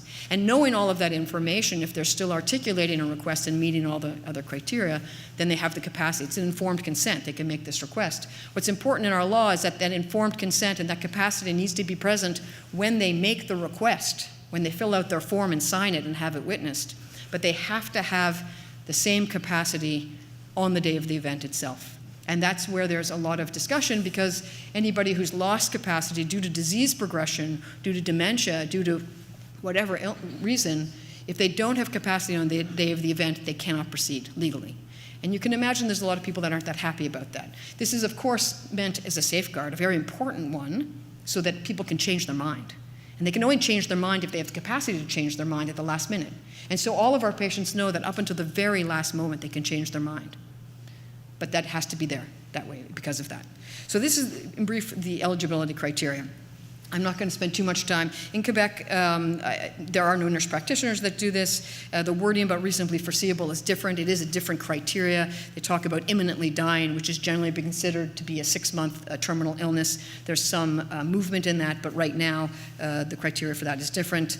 I would just say that in Canada, it's a positive legal right to make this request. In Quebec, it's actually just that it's not criminal to assist someone. There are differences here. What does this look like? Like every birth, dying is also unique. But I will tell you just briefly about this woman because she's lovely. Anyways, I met this woman very soon after the law changed. She was actually in her 60s. She was diagnosed with a terrible oral cancer in her early 60s. She had all the treatment the surgeries, all the therapies, and did quite well for about 4 or 5 years. Her disease progressed quite aggressively at the end and overtook all her options. She had no more treatment options, and she was having outstanding palliative care. We're very, very lucky in Victoria, where I work. We have outstanding palliative care, and she was being supported at home with a PEG tube and nursing care, and was really receiving outstanding care. But she had short months to live when I met her, and she really didn't want to go through the final stages at all. She was a very, very opinionated a woman, like many of the people that I meet. And she asked for an assisted death, and her family physician knew nothing about it and very wisely found my office. I went out to see her. In brief, I found her eligible. She met all the criteria. Her oncologist actually stepped forward to do the other assessment and found her eligible. And when I went to talk to her about how we would plan this event, she decided to take over the whole thing, and she literally choreographed her death, which made it easier for me. She was very determined not to die at home and not to die in a hospital and not to have a medical procedure. So she actually took it upon herself to call local hotels, and she found one in downtown Victoria who very transparently knew what she was going to do, and she checked in 3 days before her scheduled death, where she set herself up in the king-size bed where she kind of held court because she couldn't really move around much. And she then invited her friends and family and neighbors to come and visit her to say goodbye. And over 72 hours, they paraded through as they did. And on the day of her death, there were about 16 of us there, close family and close friends. We made a nice horseshoe around the king-size bed. Her adult children were on the bed with her, holding her. She had made a very specific playlist of music that she wanted to be hearing. And at the exact time in the music playlist, I was supposed to go ahead and start, and she asked me to do so. And I did so. And she had the exact death that she wanted. And I was quite honored to be there and to be part of that. And it was very moving and I think a beautiful event. And not all events look like this, but we are starting to see people organize their deaths and be empowered by the ability to do that. I'm going to give myself just 3 minutes to tell you, but the Canadian Association of MAiD Assessors and Providers is a national nonprofit organization that I helped co-found a couple months after the law changed. In my work in circumcision, I was acutely aware of the fact that I was working entirely on my own with absolutely no peer support, and nobody wanted to talk to me about it. I was very much isolated in that work, and I continued to be, and I did not want that to happen with this work. There were very, very few providers across the country when this first happened. There are still very few providers, and I didn't want them to be working in isolation. So a small group of us from BC started this group with the intention of supporting the people that do this work. And we do a whole bunch of things, but I'm going to just tell you that if anybody in this room ever hears of anyone who's doing this work, that they certainly may contact us so they don't feel very alone. Our mission is to support the people that do the work in any way that happens, to educate the public and the healthcare community, very importantly, about what this work is and what it is not. And we think it's very important to provide leadership and to be a really strong voice in determining medical standards for this care. We are being looked at by many, many jurisdictions in the world, and we want to do a good job of it. We do many things. We do have a national online forum where anybody involved in this care, whether they are nurses, doctors, lawyers, policymakers, administrators, can be in touch with each other online on a daily basis. And we have a private forum for those who actually just do the provision, a secure forum where we can talk about hypothetical situations and issues that come up in our work that we can work out together. This has been a tremendous support. We have actually produced already some clinical guidelines for this work, and we've got 4 or 5 others that'll be out within the year. And we do national conferences on this topic. Our next one's in Vancouver in May or June of 2019, if anyone's interested.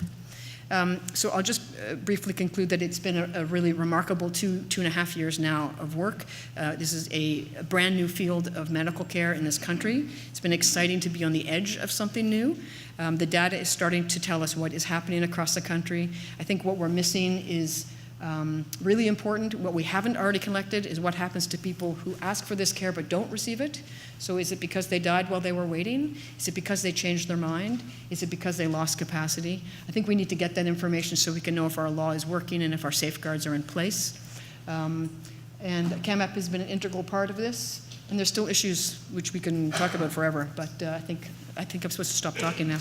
That was great. I wish we could know. Yeah, I'm sorry.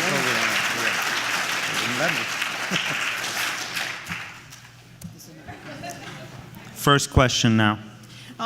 Actually, I already discussed my point with both Camilla and Stephanie, but I just wanted to share the importance of organ and tissue donation when discussing patients on palliative care and patients with assistance in dying.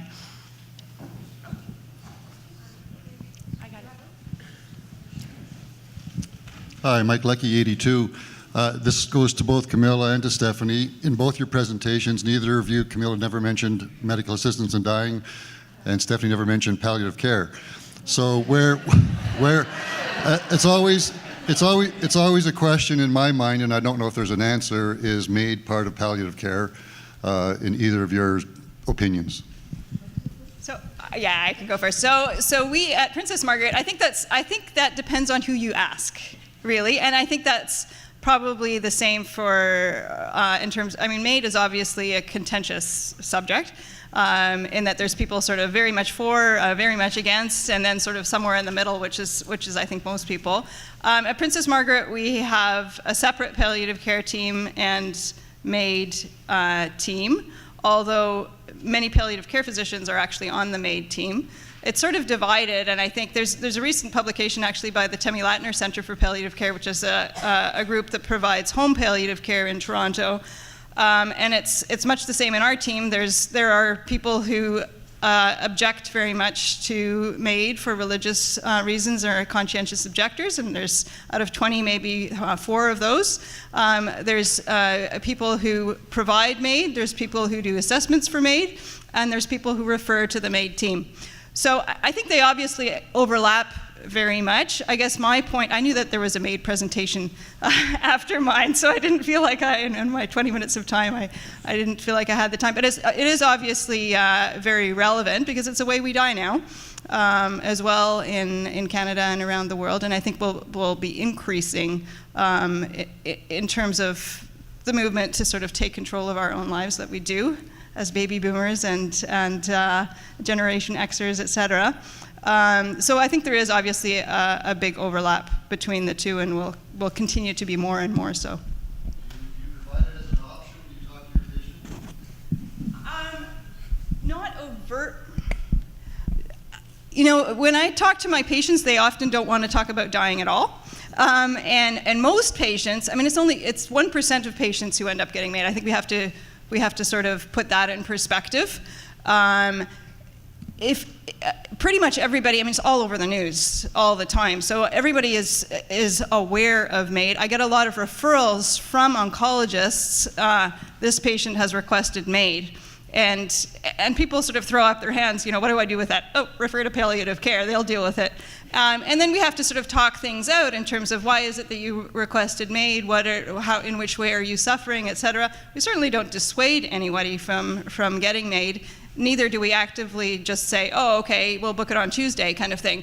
It is something that you need to talk through, ask for, and I think that's sort of lost. There are those people who MAiD comes up and they sort of cross themselves and run away, and then there's those people who MAiD comes up and say, oh, well, when do we book it? And I think we have to be somewhere in between and have a rational approach to it, ask about the reasons why.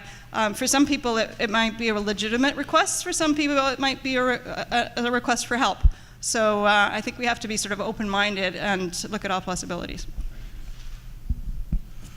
So much to say. Question over there. Does she have her? I'll try to be brief. There's a lot to say. I think that the national polls show that 86% of the Canadian public actually support end-of-life assisted dying as an option for end-of-life care. I personally feel that every physician who's approached about the topic in their family office, in the hospital, in palliative care units, and anywhere on the street needs to list MAiD as an option of end-of-life care options just like any other. So I don't think that they should withhold the information, and nor do I think that they should push the information, but I think patients need to be aware of it. I agree with almost everything you said, except I disagree that people actually know about MAiD. We actually live in a bubble. My life's bubble is all about MAiD, and I assure you that if you walked out the street and asked the next 10 people that walked by about assisted dying, 7 of them would say, what are you talking about? I have no doubt. The general public actually have no idea that it's actually legal in this country. If you're over 65, they probably do know. If you're under 65, they probably have no idea. I'll just leave that alone. I think that it would be honest to say that palliative care as a community nationally has not embraced MAiD yet. I would say that that is changing, and I would say that it's not going to be because I'm going to pound on the door and say, hey, make sure you offer your patients MAiD. I don't need to do that, because the change is happening organically from the patients. And patients are starting to ask about it and ask about options, and as they feel supported by the team, the clinicians who maybe are unsettled with the topic and are learning more about it and are having patients ask for information about it, will learn more about it, and then we'll be able to have conversations about it. And we already see units that used to say there's no MAiD in this property now are starting to offer. So I think there's a shift happening within palliative care. I think the MAiD and palliative care communities have way more in common than not in common. We all do patient-centered care. We all want excellence in care. We all want to respect each other. We want to respect our patients. We want to respect our colleagues. Anybody who doesn't want to do this care doesn't need to do this care. The point is that patients should be able to make decisions for themselves, and for that they need to be informed. And I think as physicians, it is our professional duty not to bring our personal biases into our office, but to offer resources so people can get the information they need, either from ourselves or from our colleagues if we don't have anything to do about it. I'd like to congratulate all three speakers. I thought they did a wonderful job. I really appreciate it. I have two questions, one for Dr. Doucette, and that is, are there any studies comparing aspirin with drugs like apixaban in terms of long-term survival? And to Dr. Green, I'd like to ask the question, is there any difficulty, or particularly what medications are used in MAiD, and is there any difficulty from the drug companies, any resistance from them in the use of those drugs for the purposes that you described? Okay, I guess I'll start. So apixaban is an anti-10A. You know, there's rivaroxaban, Xarelto, which is widely advertised now in the States. These medications have become the mainstay of treatment. They're replacing Coumadin for prevention of stroke and atrial fibrillation. They have also just been approved, in fact, yesterday approved by the FDA for secondary prevention of cardiac events in people who have had an MI, people who have coronary disease.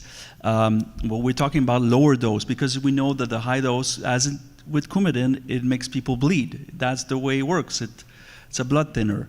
So obviously for primary prevention, you're talking about, yes, they do improve mortality even compared to Coumadin. They're better than Coumadin and improve mortality in those patients with atrial fibrillation. However, they have been tested in other populations, let's say people with heart failure, they did not improve outcomes. So you have to be careful what population you give it to. The population that now seems to benefit as well as people with coronary disease, peripheral vascular disease, possibly cerebrovascular disease. That's a smaller subgroup of the study. That's been just approved in Canada last month and in the United States yesterday. We're talking about a small dose. Usually rivaroxaban is given 20 milligrams. Now we're talking about 2.5 milligrams twice a day. We're talking about long-term chronic treatment in stable patients. There is more bleeding though. So for two events that you save, like a stroke and MI, you have one extra bleeding event, major bleeding event leading to an hospitalization. So you have to weigh that. Now we're talking about high-risk patients. These are all patients that have had a bypass or a heart attack or things like that. If you haven't had any of those, there is no data that says you should take a blood thinner right now because it doesn't know, it hasn't been, first of all, it hasn't been studied, but for sure it would lead to more bleeding events than even aspirin. So just very briefly to answer your question about the medications involved in assisted dying, when it comes to the IV protocols, they're fairly consistent across the country. There's tweaks in here and there.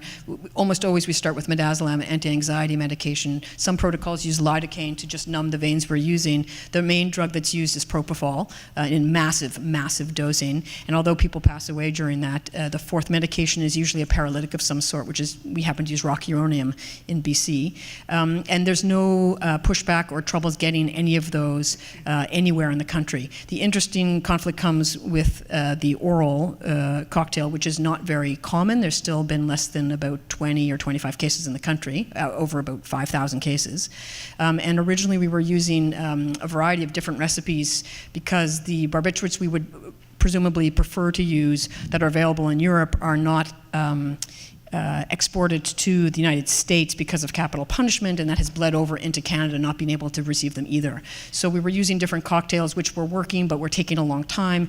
Our group actually lobbied to have secobarbital available in Canada again, which we've now been successful to do. And now we have new protocols that have just become available in the past, say, 6 months or so, and we're starting to see events with that. So I think we'll see more pickup and better access because of that. And so far we haven't had any trouble. Okay, there's just one last question over here, and then we're going to move on. Go ahead. This question is for Dr. Doucet. Can you elaborate a little bit on the latest research on diastolic dysfunction? Diastolic dysfunction. Which one? Thank you. I think she said diastolic dysfunction. Oh, yeah.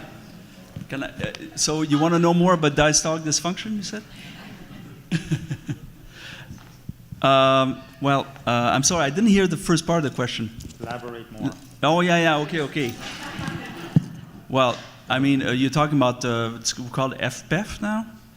Diastolic dysfunction is just, first of all, diastolic dysfunction is just impaired relaxation of the left ventricle, and we see it with older people. It's almost physiological when you're over 70, because, like I said, mostly due to apoptosis, but yeah, there is some fibrosis that seems to appear even in the healthy people without known coronary disease or other disease. But the fact is that it doesn't lead to heart failure in a lot of patients. Diastolic dysfunction does not equal heart failure.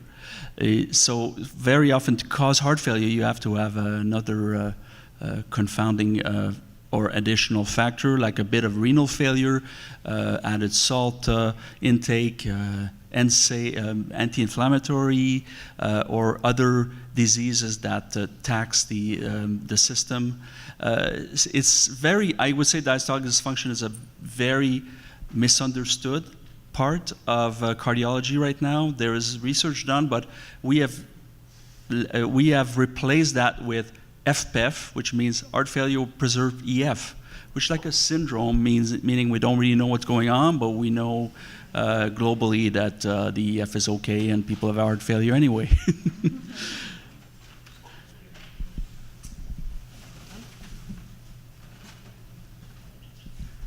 Okay, thank you. I'm going to give a gift for each person to move on, and we're going to move on. Peter.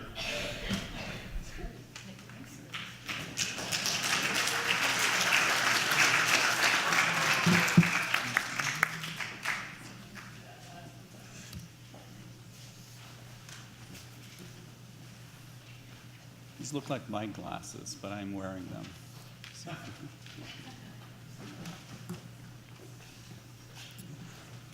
So thank you very much. It's really a pleasure to be here. It's nice to see some familiar faces. I really can't believe that, at least for myself, that 25 years have gone by.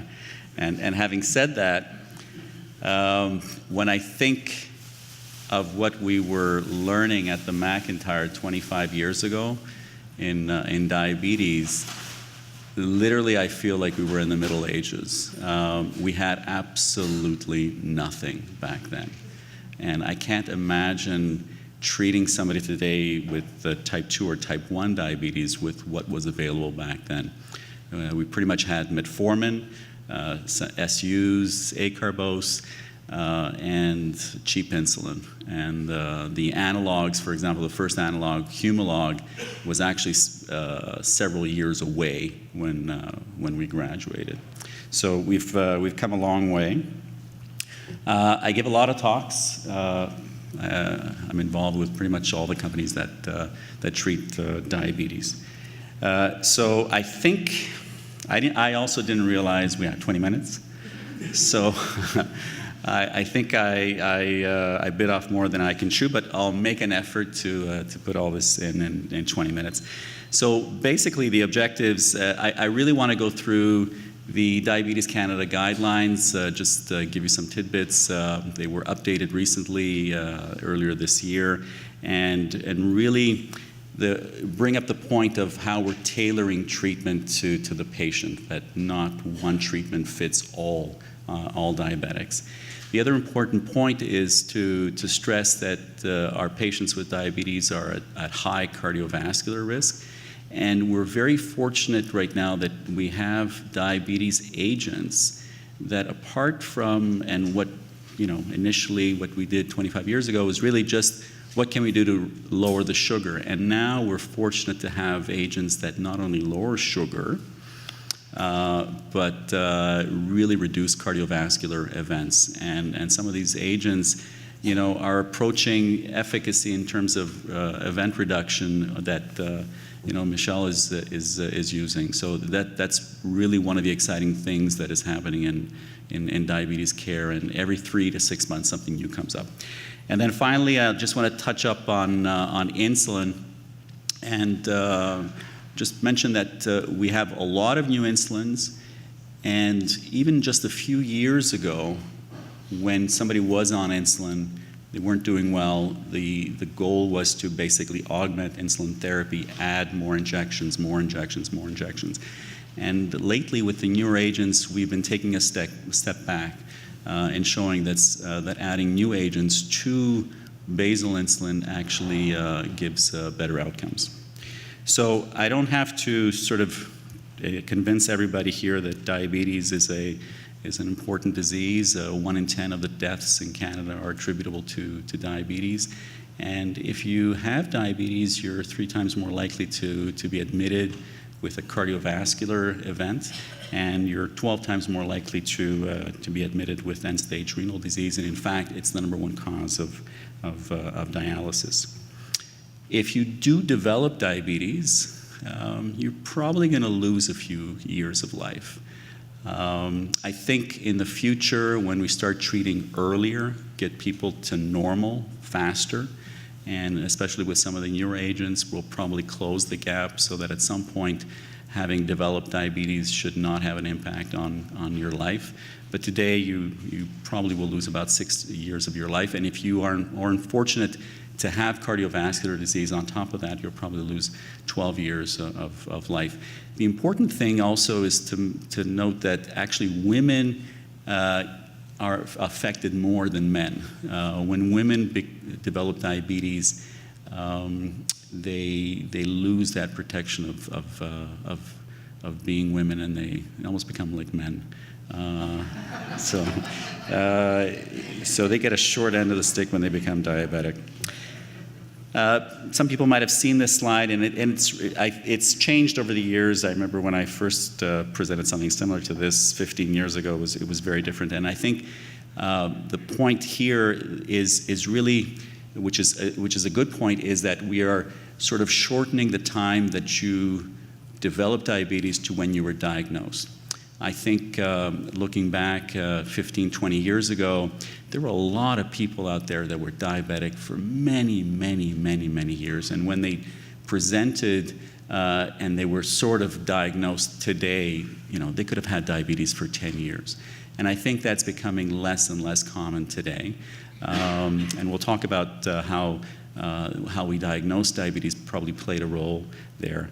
The slide also brings up the point, the difference between micro and macrovascular complications. So microvascular complications, the retinopathy, neuropathy, the nephropathy, that is really intimately related to your sugar level. So the higher your sugar levels, the more damage you're going to do. The macrovascular complication is really rooted in insulin resistance, and that starts even before you become diabetic. So people who are obese become insulin resistant, they're dyslipidemic, they develop hypertension. So a lot of these individuals may have macrovascular complications, strokes, heart attacks, even before they become diabetic. Now, the other important point about beta cell function, when I presented something similar to this 15 years ago, we would say that you've probably lost 50% of your beta cell function at the moment of diagnosis. I don't think that's true today because, again, we're diagnosing people earlier. And I think some of the agents that we're using today, the fact that they don't even work on the pancreas, may help preserve and lessen that decline in beta cell function. We know the landmark studies, specifically UKPDS in type 2 diabetes and the DTC trial in type 1 diabetes, really showed, and these are 20-year studies, show that really reducing sugar reduces complications, and including death. And what's also important is that there have been legacy trials done looking at these patients after they left the study. Because people participate in studies, and then they leave the study, and then you go back to who you were before the study. So everybody regresses to the mean. But what was interesting is when you look at these people 15 years later, the ones that were on aggressive therapy, those 5, 6, 7 years that they were in the study where they had good or better sugars, actually paid off 15, 20 years later, and they were still having less events. And it brings up the point of the burden of hyperglycemia, so your total burden over your life. And if you can reduce that burden, it makes a difference. So just quickly, what do the guidelines say in terms of how we diagnose diabetes? And the guidelines basically say that everybody over 40 should be screened every 3 years. If you have other risk factors, family history, gestational diabetes in the past, you should probably be screened every year. So who's normal? So if your sugars are under 5.5 and your A1Cs are under 5.5, you're normal, and you could probably be rescreened in 3 years. And I think one of the reasons we're diagnosing diabetes earlier is because the guidelines had a shift in about 5 years ago, and we started using A1Cs to diagnose diabetes. So where we used an A1C level of 6.5%, it's easy. You don't have to do a fasting. You can do it anytime. And it picks up patients who might have postprandial hyperglycemia where their fasting is normal, but you know that during the day they're high. So we're diagnosing people earlier. So for diabetes, if you're over 7, if your A1C is over 6.5%, you are diabetic. The gray zone is if you're in the 5 to 6 range, and if your A1Cs are under 6, but above 5.5, you're not even pre-diabetic, you're not normal, but so that's somebody that you should be looking out for. The pre-diabetics are really the ones that are in the 6s, so 6 to 7, and A1Cs between 6 to 6.5%. And I think the important thing that has happened in primary care is that we're identifying these patients, but not sending them out of the office as, okay, you're not diabetic. Because if you look at the graph, what is the difference between a patient who has a sugar of 6.9 and 7.1? Nothing. They are the same patient. But the 7.1 is a legal diabetic who probably will have more expensive insurance, but the 6.9 is pretty much the same patient. And I think instituting diets, lifestyle changes, and maybe even adding metformin to these people, it's basically just a progression on a continuum. So what are our targets? And here we've had some changes in how aggressive or less aggressive we treat our patients. So from the typical type 1, type 2 diabetic, we're aiming for A1Cs of under 7%. What we've noticed is that we can be a little bit more aggressive with some patients. So I mentioned that sugar levels are very important in terms of microvascular complications. So if you already have microvascular complications, you might want to target something that's a little bit lower, so under 6.5%. The reality is, if you're a young diabetic who was diagnosed yesterday, a patient might ask you, why can't I be normal? And the truth is that 20 years ago, it probably would have been difficult to get them to normal because the agents we had, a lot of them caused hypoglycemia. Today, we are fortunate to have so many agents, both oral and injectables, where you could treat somebody, really, literally throw the kitchen sink at them with absolutely no risk of hypoglycemia. So normality in 2018 is a possibility, and I think that that's important. Conversely, we backed off on some individuals. So we realized that hypoglycemia in very sensitive individuals, older patients with cardiovascular disease, can actually cause events, increase mortality. So patients who are fragile patients, we've backed off, and anything under 8.5% is acceptable. And sort of as I mentioned to the previous talks, for our patients that are really at their end of life, we should be looking at symptomatic relief, so just preventing symptomatic hypo or hyperglycemia, and we should even be measuring A1Cs. How do we treat these patients? So we've moved away with the new guidelines with an actual number, saying you have to be under this A1C, and what we've targeted now is how far are you from your goal of A1C, your specific goal for A1C. And if somebody's about at 1.5%, which for that patient the young patient that you're targeting normal of a 6% A1C, that could be anything under 7.5%. So there you might institute diet and lifestyle changes. What we're saying to family practitioners is don't wait too long.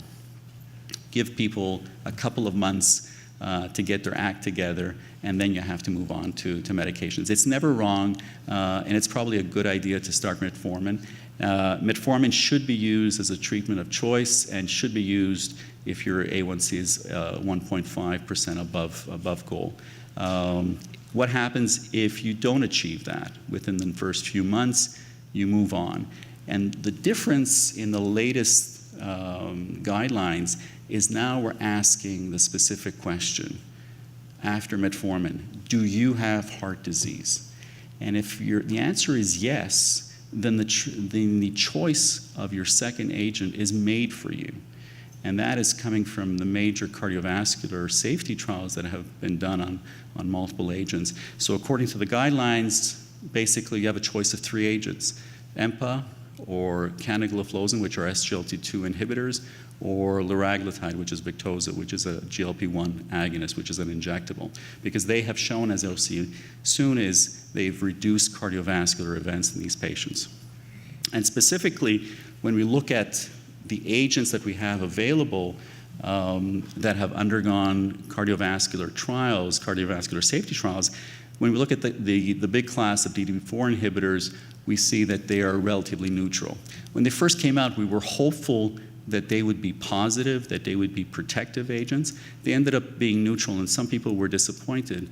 But the actual truth is, a lot of our older drugs that have been around for many years, we have absolutely zero evidence in terms of cardiovascular safety.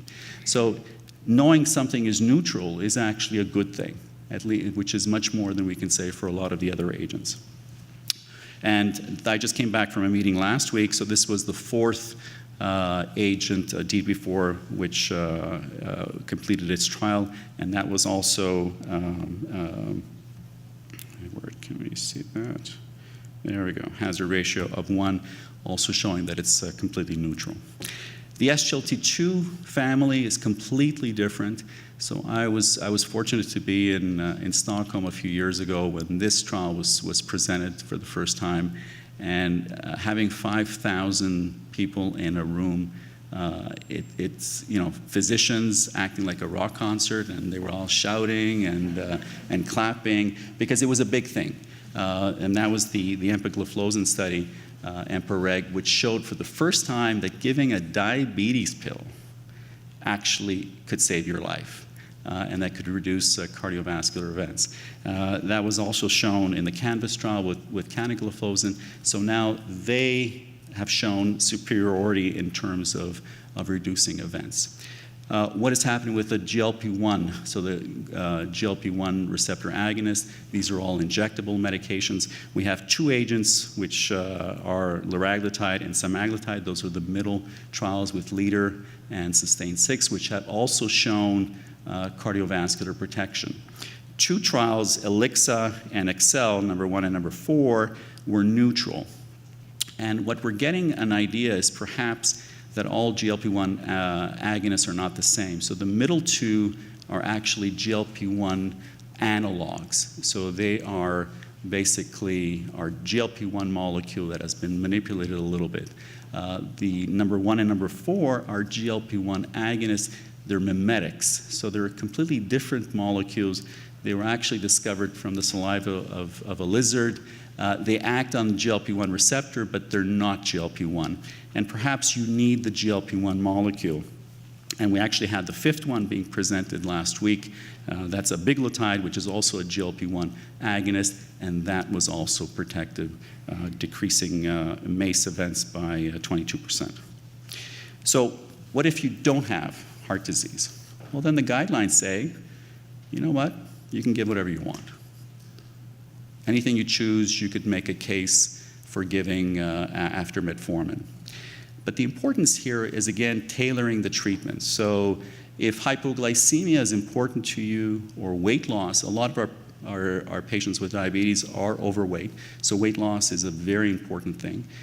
So giving them agents that help them lose weight may be important. And all the newer agents, DPP-4 inhibitors, GLP-1 agonists, and SGLT2 inhibitors, don't cause hypoglycemia. So adding them to metformin makes it easy for patients. A lot of these agents help you lose weight, so it's a win-win for patients. But in essence, the guidelines say tailor the treatment to your patient. These are the agents that we have available. Right now there's 7 orals and all the insulins. There's probably one other one that's available in the States for our American colleagues here. Not very effective, but we've come a long way from metformin and SUs from 25 years ago. And I think the important thing that, apart from cost consideration, is really we're looking at the potency that is different. We're very fortunate now that we actually have agents that can help you lose weight, and the majority of the newer agents, their claim to fame is that they cause no hypoglycemia. But we've added this, this new component to medications that now we have the possibility in not just reducing sugar, so not having that sugar efficacy, but also improving cardiovascular events.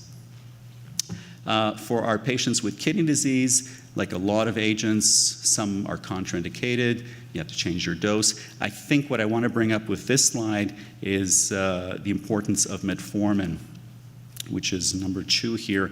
And there's one of the things that a lot of physicians do is people's renal function drops, they stop metformin, which is probably the wrong thing to do. People do very well on metformin, and the guidelines right now say that, you know, up to down to a GFR of 45, you can give full dose metformin, and we only really need to stop it with GFRs under 30, which is significant renal disease.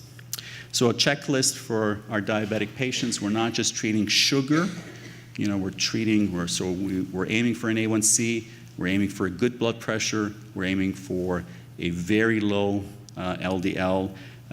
We're giving drugs that protect the heart, specifically ACEs and ARBs, aspirin in the appropriate patient.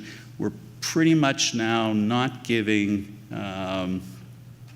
aspirin to our pure diabetics who don't have cardiovascular disease. And of course, there's the agents that are protective for the hearts, the SGLT2 inhibitors and the GLP-1 agonists. Good living, stop smoking. I want to finish off with some points on insulin. Again, as I mentioned, 25 years ago, we had human insulin, and that was about it. If you look at the first part, we had NPH, which was supposedly a slow insulin. That doesn't look too slow. There's a nice peak there. It didn't last 24 hours. And then glargine, which was Lantus, came about, and that really changed the way I practiced diabetic medicine. You had a very flat insulin that lasted pretty much 24 hours and was truly a once-a-day insulin. Insulin detamir was also one of the newer analogs that lasted longer.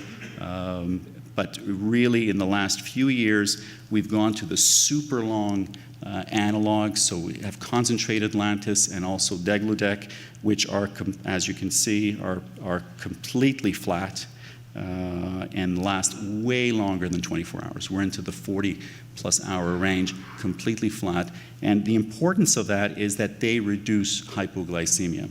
Because we know, as I mentioned, in our sensitive patients, hypoglycemia is dangerous in terms of inducing cardiovascular events, but it's also quality of life. And if you ask somebody who's had a hypoglycemic event, they don't want to have another one. And a lot of patients actually use less medication, less insulin to avoid. They keep themselves purposely high to avoid that low. And if we're using agents that make it very unlikely, whether it's an insulin or whether it's an oral agent, that make it very unlikely that you'll get hypoglycemia, we can actually improve and get people to goal. I think people get excited. We get excited as endocrinologists with the newer insulins. So obviously the newer analogs are better than Lantus, but we really forget that the rate of hypoglycemia when Lantus came about was a really tremendous improvement over the previous insulins. And even the guidelines state that basically we should be promoting the analogs, especially for patients who've had hypoglycemia or you're afraid that they should not get hypoglycemia. You should be using the longer acting insulin analogs. For our prandial insulins, so the insulins we use for meal replacement, they're fast-acting. Again, pretty much nobody should be on the older prandial insulins, the Humulin Rs, the Torontos. Everybody should be on the newer analogs. And this is just a plug for one of the review articles we published earlier this year. As I mentioned, for patients that are already on the basal insulin, if they did not reach goal, it was an accepted fact. You're already on insulin, we got to add a second injection. We got to add a third injection. We got to add a fourth injection to get you to goal. And what we've realized in this review article is that the newer agents actually do better when you add them to basal insulin than adding prandial insulin in terms of A1C reduction. So we're actually regressing now. We're going back and saying, okay, you're on insulin, but when we want to augment therapy, we're actually looking to add the newer agents as opposed to augmenting insulin and adding more injections. And we came up with an algorithm that it looks a little busy. I took away the animation, but one of the important thing is that that becomes very, very difficult is that people actually are not as aggressive as they should be. And in a lot of the studies, people get good results because people are aggressive. So the first thing to ask is, if you're not at goal, have you achieved the proper dose of your basal insulin? And if the answer is no, then you should give more basal insulin to achieve a goal. If you're limited by hypoglycemia, then you have to move on. But again, the algorithm comes back to, once you're not at goal, do you have heart disease? And that's the evolution that we're dealing with in diabetic medicine right now, is that yes, we're going to treat the sugar, but can we also treat something and give an added bonus to you, specifically in reducing cardiovascular events or mortality? So if the question is, do you have heart disease, and the answer is yes, then the way you augment insulin therapy in these patients is to give the agents that have shown cardiovascular protection, and that is to give them an SGLT2 or a GLP-1. And if they're still not at goal, is to basically add the other class. Again, really concentrating on giving them a benefit beyond glycemic control. If the answer is no, then really, again, it's really the newer agents that will provide with better A1C reduction with very little risk of hypoglycemia. So that's the DP4 inhibitors, SGLT2s, and GLP-1s. And it's really, really at the end that you start adding insulin. So the treatment is really evolving. Like I mentioned, every 3 to 6 months, a new study comes out, and it makes my life quite interesting. I'll end it there. I'm not sure how I did on time, but... Just a quick question for Peter before you leave. Why don't you just assume everybody has cardiovascular disease and just treat them that arm? The truth is that diabetes has always been considered a cardiovascular equivalent, but in actual fact, when you look at the data, those patients, there is a difference between diabetics with no overt cardiovascular disease versus diabetics with cardiovascular disease. So they're not really a cardiovascular equivalent. They're higher risk, but not really at cardiovascular The drugs seem to be the same drugs on each side, on each arm. There's some which are the same, so why don't you just use those same drugs on both sides? It's interesting that those drugs, for patients who did not have cardiovascular disease, the outcomes were neutral. Okay. All right. Thank you. I'm going to ask Ingrid to come down. She is on the CRE Board of Health and Social Services in James Bay, and a family physician who is going to talk to us about the perils of hubris in medicine. I will make one comment on that. Anytime that the ego comes in as a surgeon, you're almost guaranteed to have a surgical complication. So that's something which you have to eliminate. And what you notice is as physicians get older and older and older, they have less and less hubris. And as a result, and I don't think it has anything to do with experience, but just hubris is not a good thing in surgery. I'm done.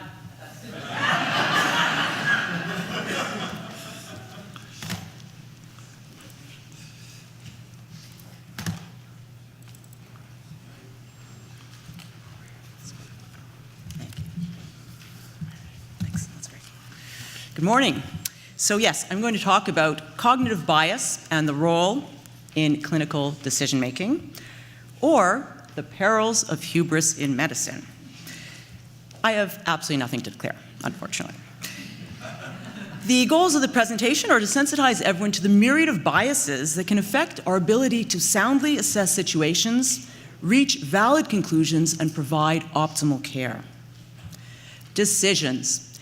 If only medicine were as simple as this, with straightforward binary options. In reality, of course, when faced with a patient, we're initially faced with tens, hundreds, even thousands of possible pathways. So we've come to rely on various heuristics to help simplify and expedite the process of getting to where we need to go.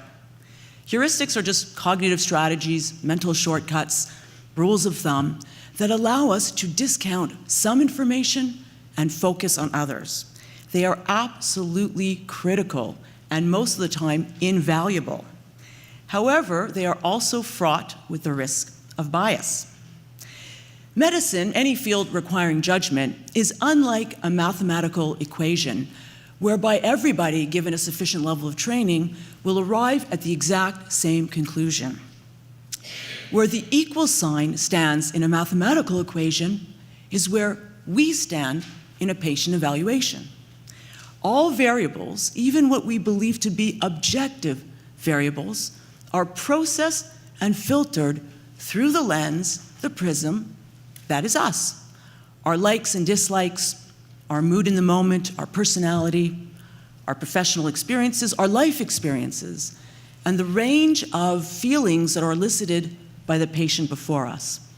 Countertransference, a whole other can of worms. As with all prisms and lenses, particularly imperfect ones, there is distortion. Similarly, all cognitive biases produce distorted images, hence unreliable information and hence unreliable conclusions.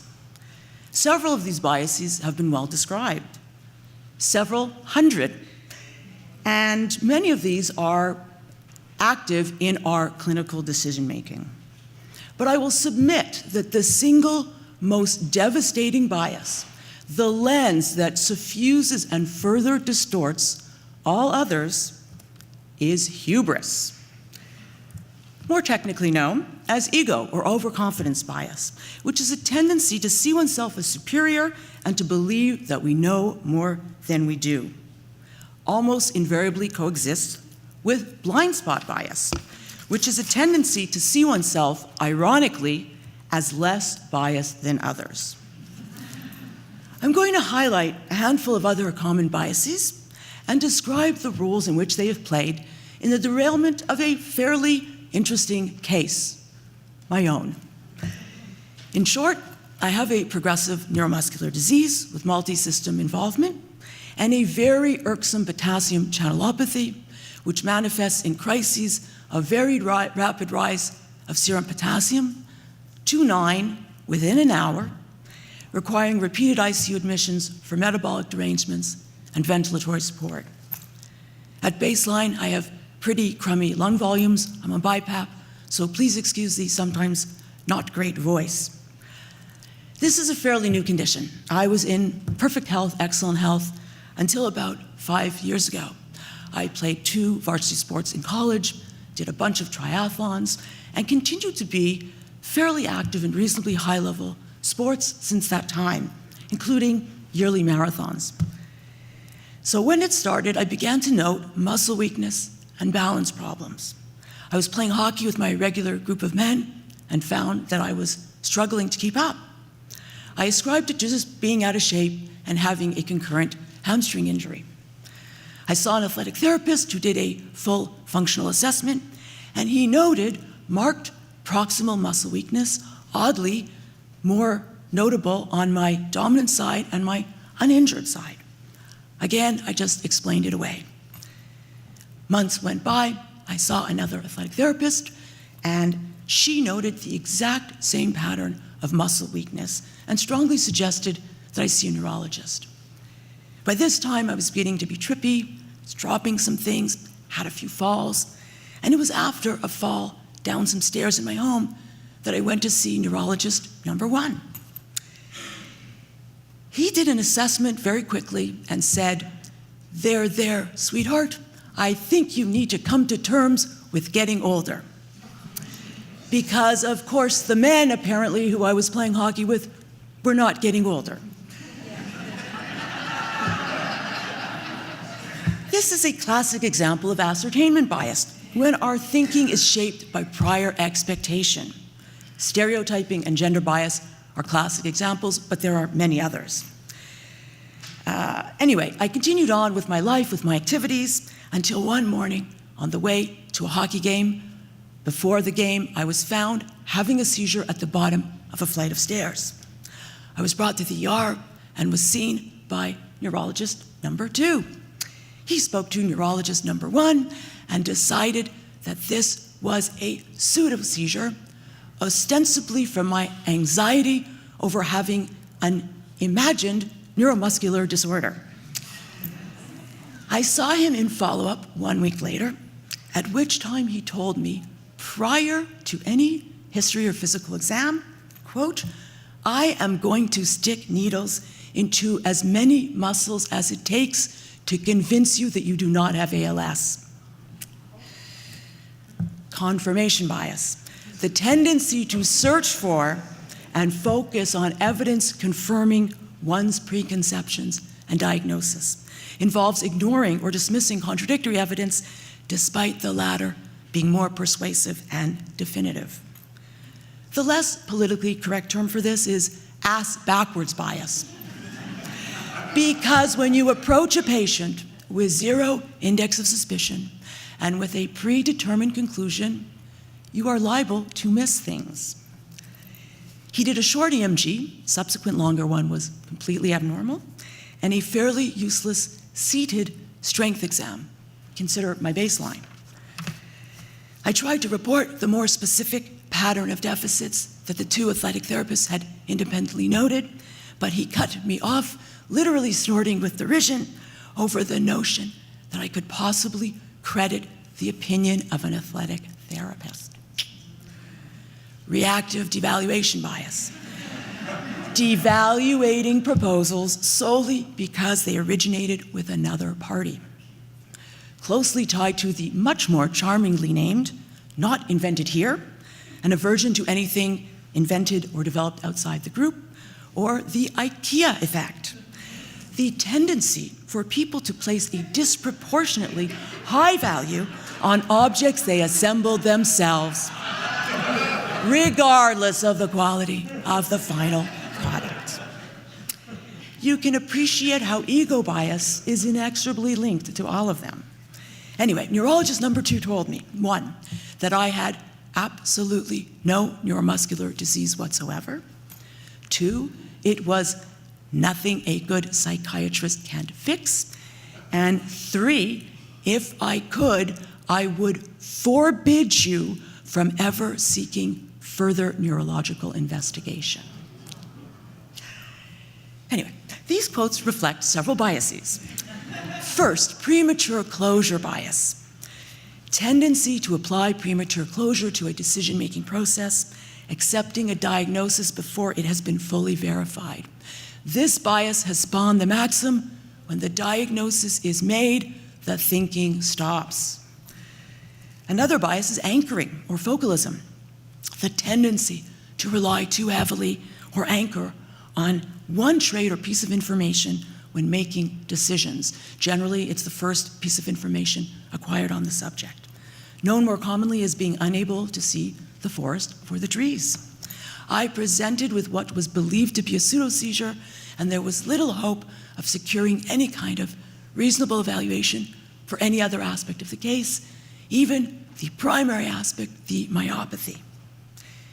Neurologist number 2 was adamant that I see a psychiatrist, not to confirm, or as it turns out, refute his pseudo-seizure diagnosis, but for suicidality, which was a bit absurd.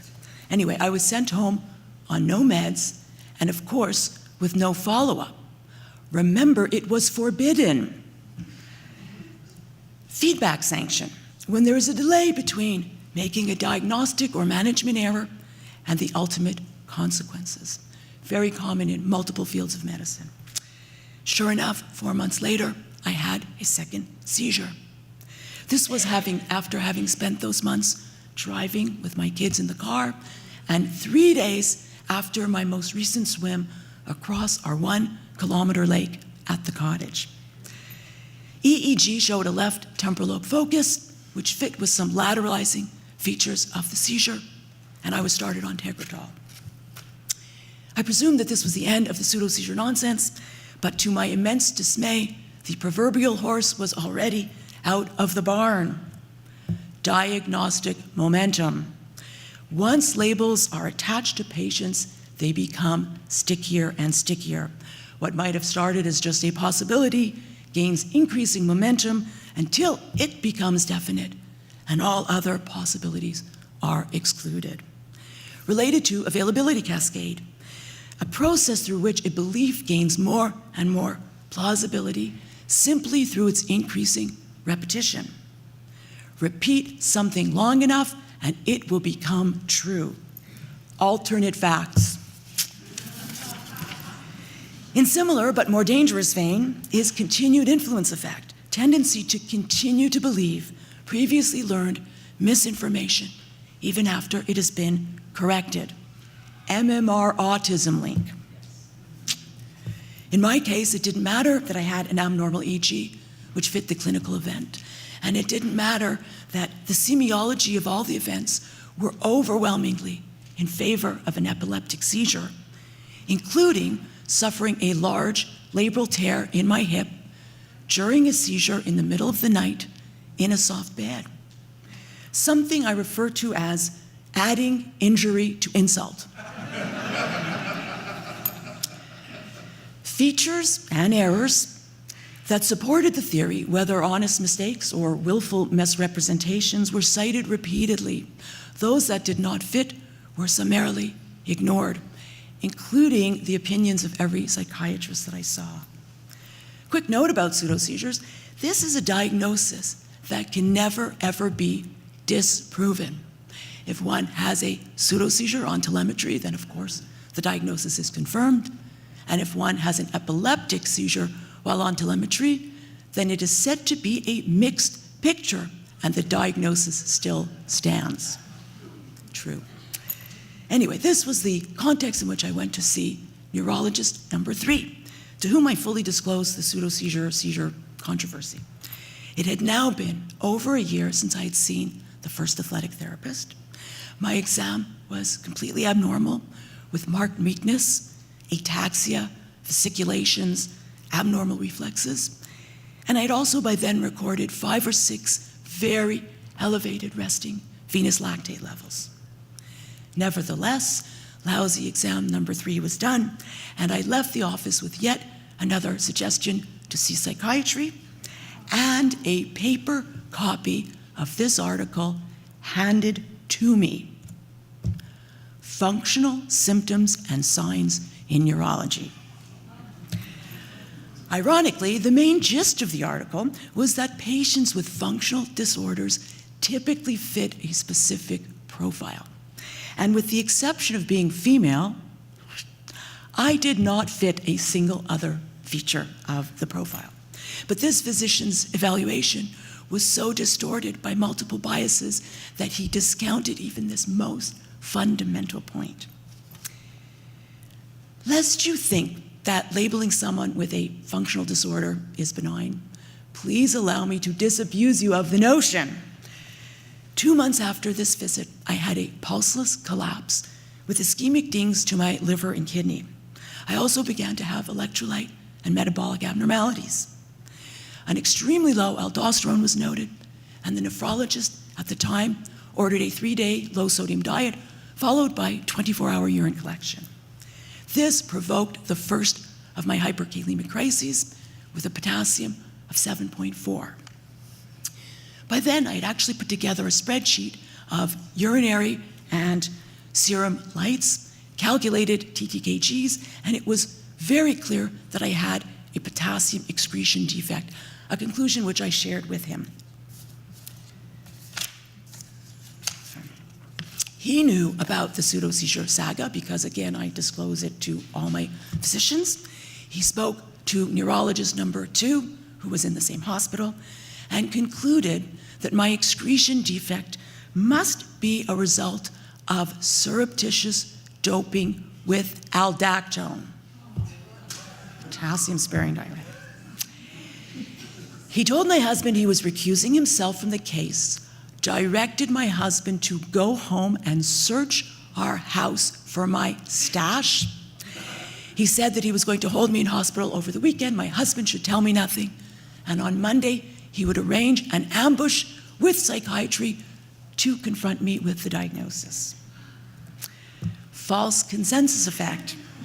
The tendency for people to overestimate the degree to which others agree with them. Again, you can imagine how ego bias contributes. As it turns out, no psychiatrists were jumping on board. They had already categorically dismissed any possibility of functional disorder. On Sunday, my husband, who was losing his mind, confessed the nephrologist theory to me. I have no words to describe my utter shock and devastation. And I remained in a fog of shock and devastation for hours until I finally emerged with the epiphany to have my blood tested for exogenous medications. My husband was thrilled, emailed this fantastic idea to the nephrologist, who replied, "I need no further confirmation." Please just try to imagine my profound, profound despair. When I reached out to try to reason with this doctor, he explained his rationale in the following email. I was left with 2 diagnostic possibilities. 1, factitious hyperkalemia in a patient with previous diagnosis of a factitious disorder. 2, a hitherto previously undescribed condition, not diagnosable by any MDs. Let's call it Ingrid's disease for lack of any other term. And it goes on. Well, it turns out that he did actually test for exogenous medications and had sent a sample to WADA, the World Anti-Doping Association lab, conveniently located in Laval. It required a urine sample and not a blood sample. But having never competed in the Olympics, I was a little unclear on the finer points. I only found out, quite by accident, that this test had been sent 3 long and really very miserable weeks later. Why this physician did not admit to doing a test for which I had been begging remains a mystery. More troublesome was that even if clear and results could take 2 to 3 months, then he wanted a second sample for confirmation. But most troublesome was that the only urine sample which would be useful to eliminate aldactone as the root cause would be one in which the urine potassium was inappropriately low in the face of an elevated serum potassium. By this point, Mark Lippmann had mercifully taken over the case. We were having modest success getting at least my baseline potassium into the normal range. This was using hydrochlorothiazide, increasing massive doses of Florinef, lavish amounts of K-exalate, and a very, very restrictive diet. But in order to get the necessary sample, I had to cut back on medications and liberalize my diet in the hopes that this would allow my serum potassium to run high, but hopefully not too high. Despite alerts to freeze my urine, the lab kept discarding it. So even when the urine potassium was inappropriately low, the lab no longer had the sample to submit. And so I was forced to run through this perilous, arguably insane exercise over and over and over again. Eventually, I'm talking many, many months, we had 3 final analyses from WADA, all of which were, of course, pristine. I emailed the nephrologist to share these findings. He emailed me back. I believe you that you have not likely taken any surreptitious meds. Clench fist is the mechanism. Furthermore, the thought of inflicting damage to you by trying to aggressively lower your potassium when it is falsely elevated would be malpractice. He had sunk his teeth into factitious and was not about to let it go. Irrational escalation, or sunk cost fallacy, when clinicians justify increased investment in particular diagnosis on the basis of cumulative prior investment, be it of time, mental energy, ego, despite evidence confirming that the decision was wrong. In for a penny, in for a pound. So where did this leave me? This left me terrified that I would present to the emergency room in extremis with factitious disorder written all over my chart and with a directive not to treat a falsely elevated potassium. This left me denying symptoms and postponing seeking help and debating whether I would be better off going to a hospital where I was not already known in order to secure appropriate care. I would love to be able to explain the hyperkalemic episodes and what we are now doing about it. Alas, no time. Suffice it to say that it seems to be a concurrence of several unfortunate circumstances and not any single monogenic disease, something that is actually known as double trouble, or as I like to call it, OCAM schmocam. So, where are we now? Summary of the case. Still having hyperkalemic metabolic crises, for which I've been admitted to the ICU over 20 times. I have early cardiomyopathy, multiple different arrhythmias, now with an ICD in the context of a mutation in a potassium channel implicated in Brugada. I have multiple renal, endocrine, hematologic abnormalities, multifocal stage 3 thyroid cancer, for which I've had a couple of surgeries and treatments, lateral rectus palsies, so diplopia on lateral gaze, which is why I move my head around and not my eyes, big back surgery in March.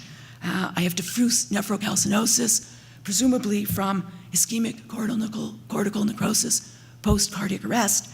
This past June, I had an obstructive stone, became septic, seeded the wires of my ICD, spent 9 weeks with a PICC line, an antibiotic pump, and in the middle of it all, needed surgery for the stone, which meant another general anesthetic, which meant yet another week in the ICU post-op. Either way, yuck. So, of course, there is still the progressive myopathy itself, with regrettably a disproportionate degree of respiratory muscle involvement. It seems I am on that accelerated trajectory towards death. In all likelihood, I will die prematurely, probably in respiratory failure, or with Stephanie's help. Thank you, Stephanie. Anyway, and to top it all off, of course, is my pervasive fear and guilt over what kind of genetic crud I may have passed along to my 4 kids. I love this quote by Mark Twain. It's a great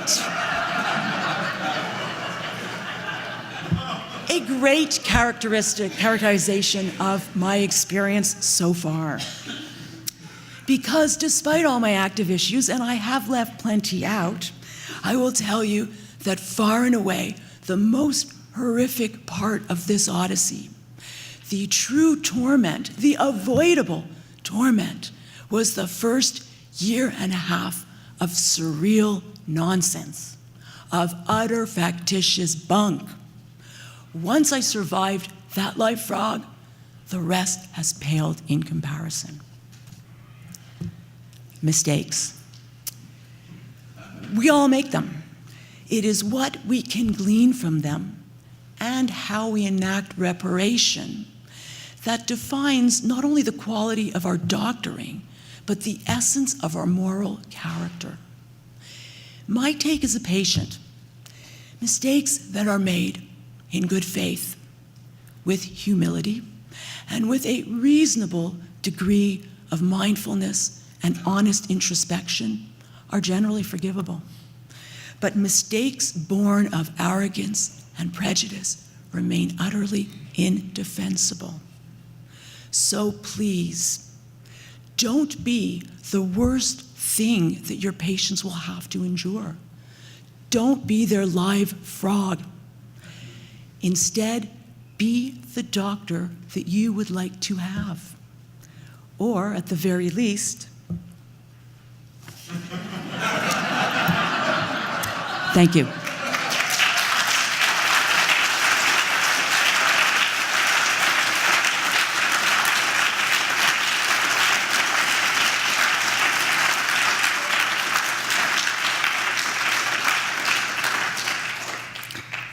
Ingrid, thank you very, very much for that. That was amazing. And, you know, we all experience this, not just with doctors, but with many other people, often in positions of authority and positions of power, who are endowed with a massive hubris and cannot see quite often the forest from the trees.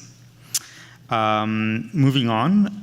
Lisa Marie Austin is going to talk to us about turning the tide on the opioid epidemic.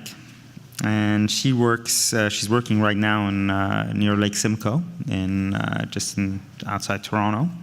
But she spent a lot of times in the US. So here she is.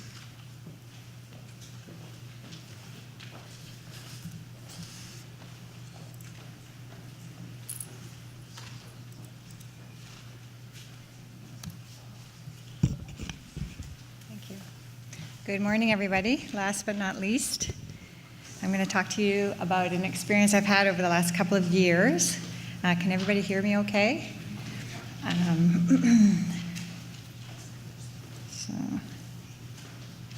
So objectives for today are, it's a case-based approach. Once again, I'm going to try to keep it short and quick. Go over some cases, some disclosures. I have no financial interests. Most important disclosure is I am not an expert, and I don't want to be an expert. This is just a situation that happened to me, and I did do a lot of evidence-based research on it when I came into it. I think that I made a lot of mistakes, and I'm presenting today to you as humbly as possible. But I moved in 2016 to the middle of nowhere, which is Norfolk County, as it happens in Ontario. I've always had a passion for rural medicine, and Norfolk County is beautiful. It's on the coast of Lake Erie.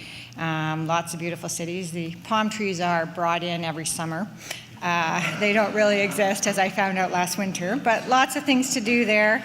Lots of wineries, lavender farms, mountain biking. The seat of the county is Simcoe, Ontario. It's very rural, a poor community, a former tobacco community. And I took over a practice for a retiring physician who told me that she was having some medical issues and had decided to retire in her mid-50s. She was very exhausted, she said. And I thought, okay, but she did something very similar to what I was doing in the United States for the past 20 years. She did a lot of obstetrics and newborn care. So I thought, well, this is a perfect fit. How amazing. And so it came to be. And in my practice at St. Vincent's Hospital as one of the faculty teachers for the residency, we had a population of women who were substance users and who we put on Suboxone or Subutex for their pregnancy and dealt with NAS babies. And so I had some familiarity. So I asked her, are there many patients in your practice who are on narcotics? And she assured me, maybe just a handful, she said. And so I said, okay, that sounds like a perfect fit.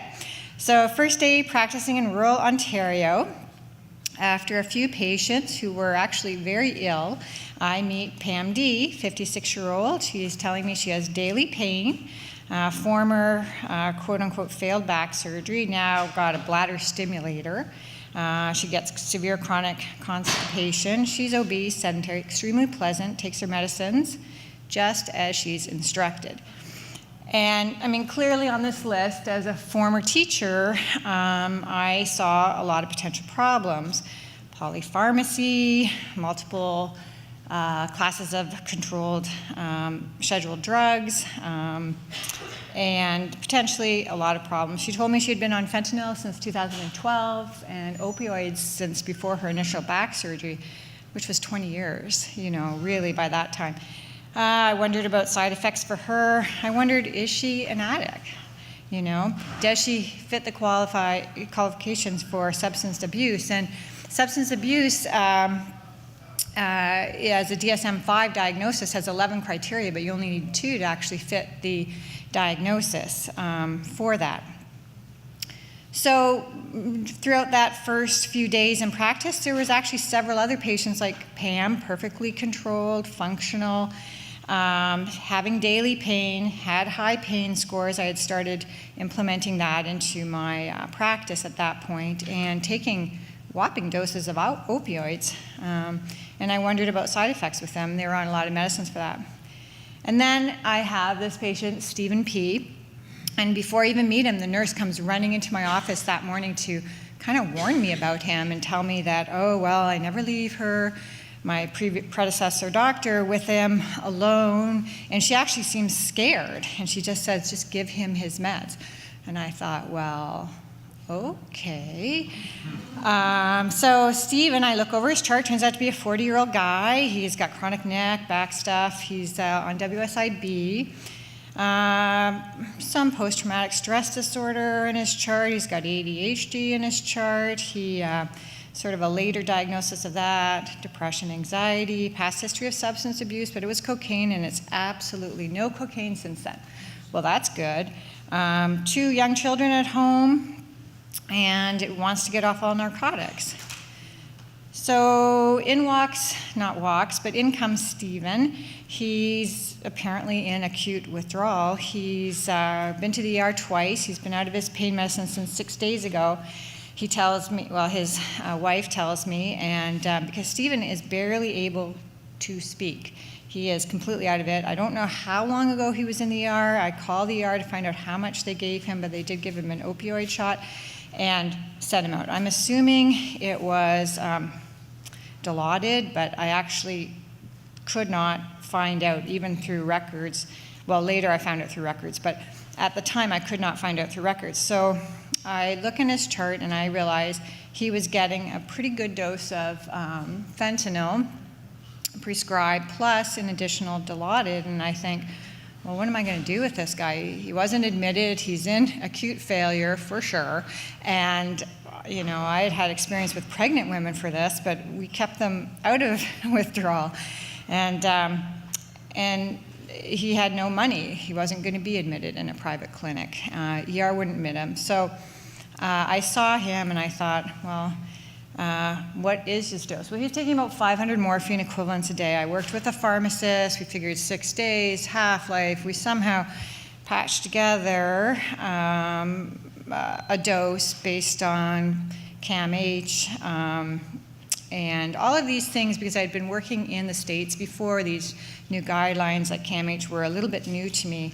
But we patched together something for him, sent him out, and he was happy to start on this fentanyl patch. And I had it that he would step down on this fentanyl patch, and they thought they might still have Dilaudid at home. It was a bit unclear. A few days later, he comes back, but this time, instead of being completely out of it, he's pretty agitated. He's not wearing a fentanyl patch. He says it fell off because he was in such severe withdrawal, which he may well have been. But we have a patch for patch program now that had just recently been instituted in Ontario. We had it in Indiana where you have to bring your used patches back to the pharmacy to get new ones. So that presented a problem for him. He couldn't do that because he had lost his patch and told me, in fact, the dog may have ate it. And I thought to myself, well, the dog would be dead, but I'm not sure if I believe you. I don't quite know what to say. Did it really fall off? It probably did. He was probably in such bad withdrawal that it fell off, and maybe I didn't get his dose right. I didn't know what he was given. I don't know if he was telling me the truth the first time.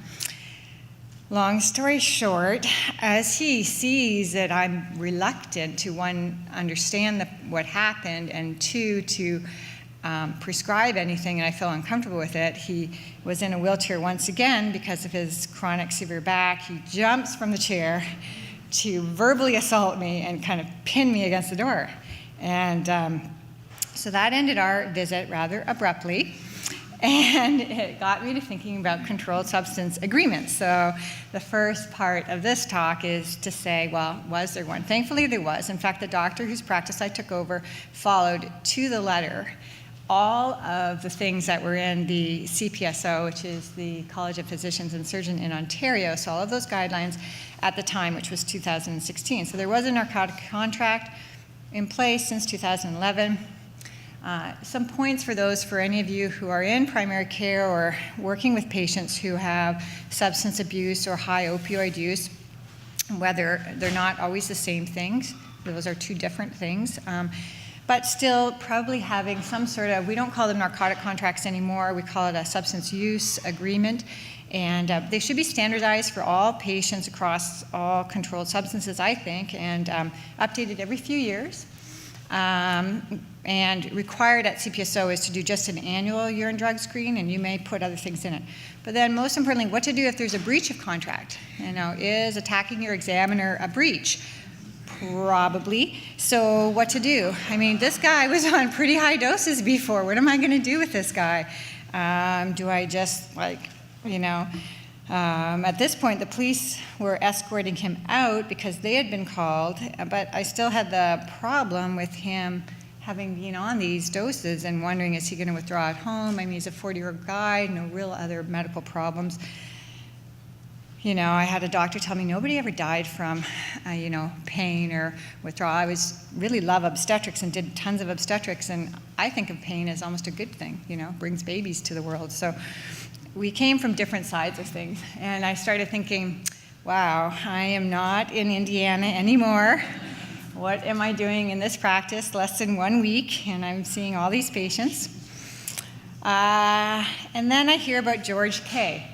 So George K., guy with low back pain, he's mid-60s, some other medical problems. Most of the people did have other medical problems, and he describes memory problems, and his memory problems were such that when he went to the pharmacy to get his refill, which was not early, the pharmacist refused to give it to him because, again, he was caught in the patch for patch program.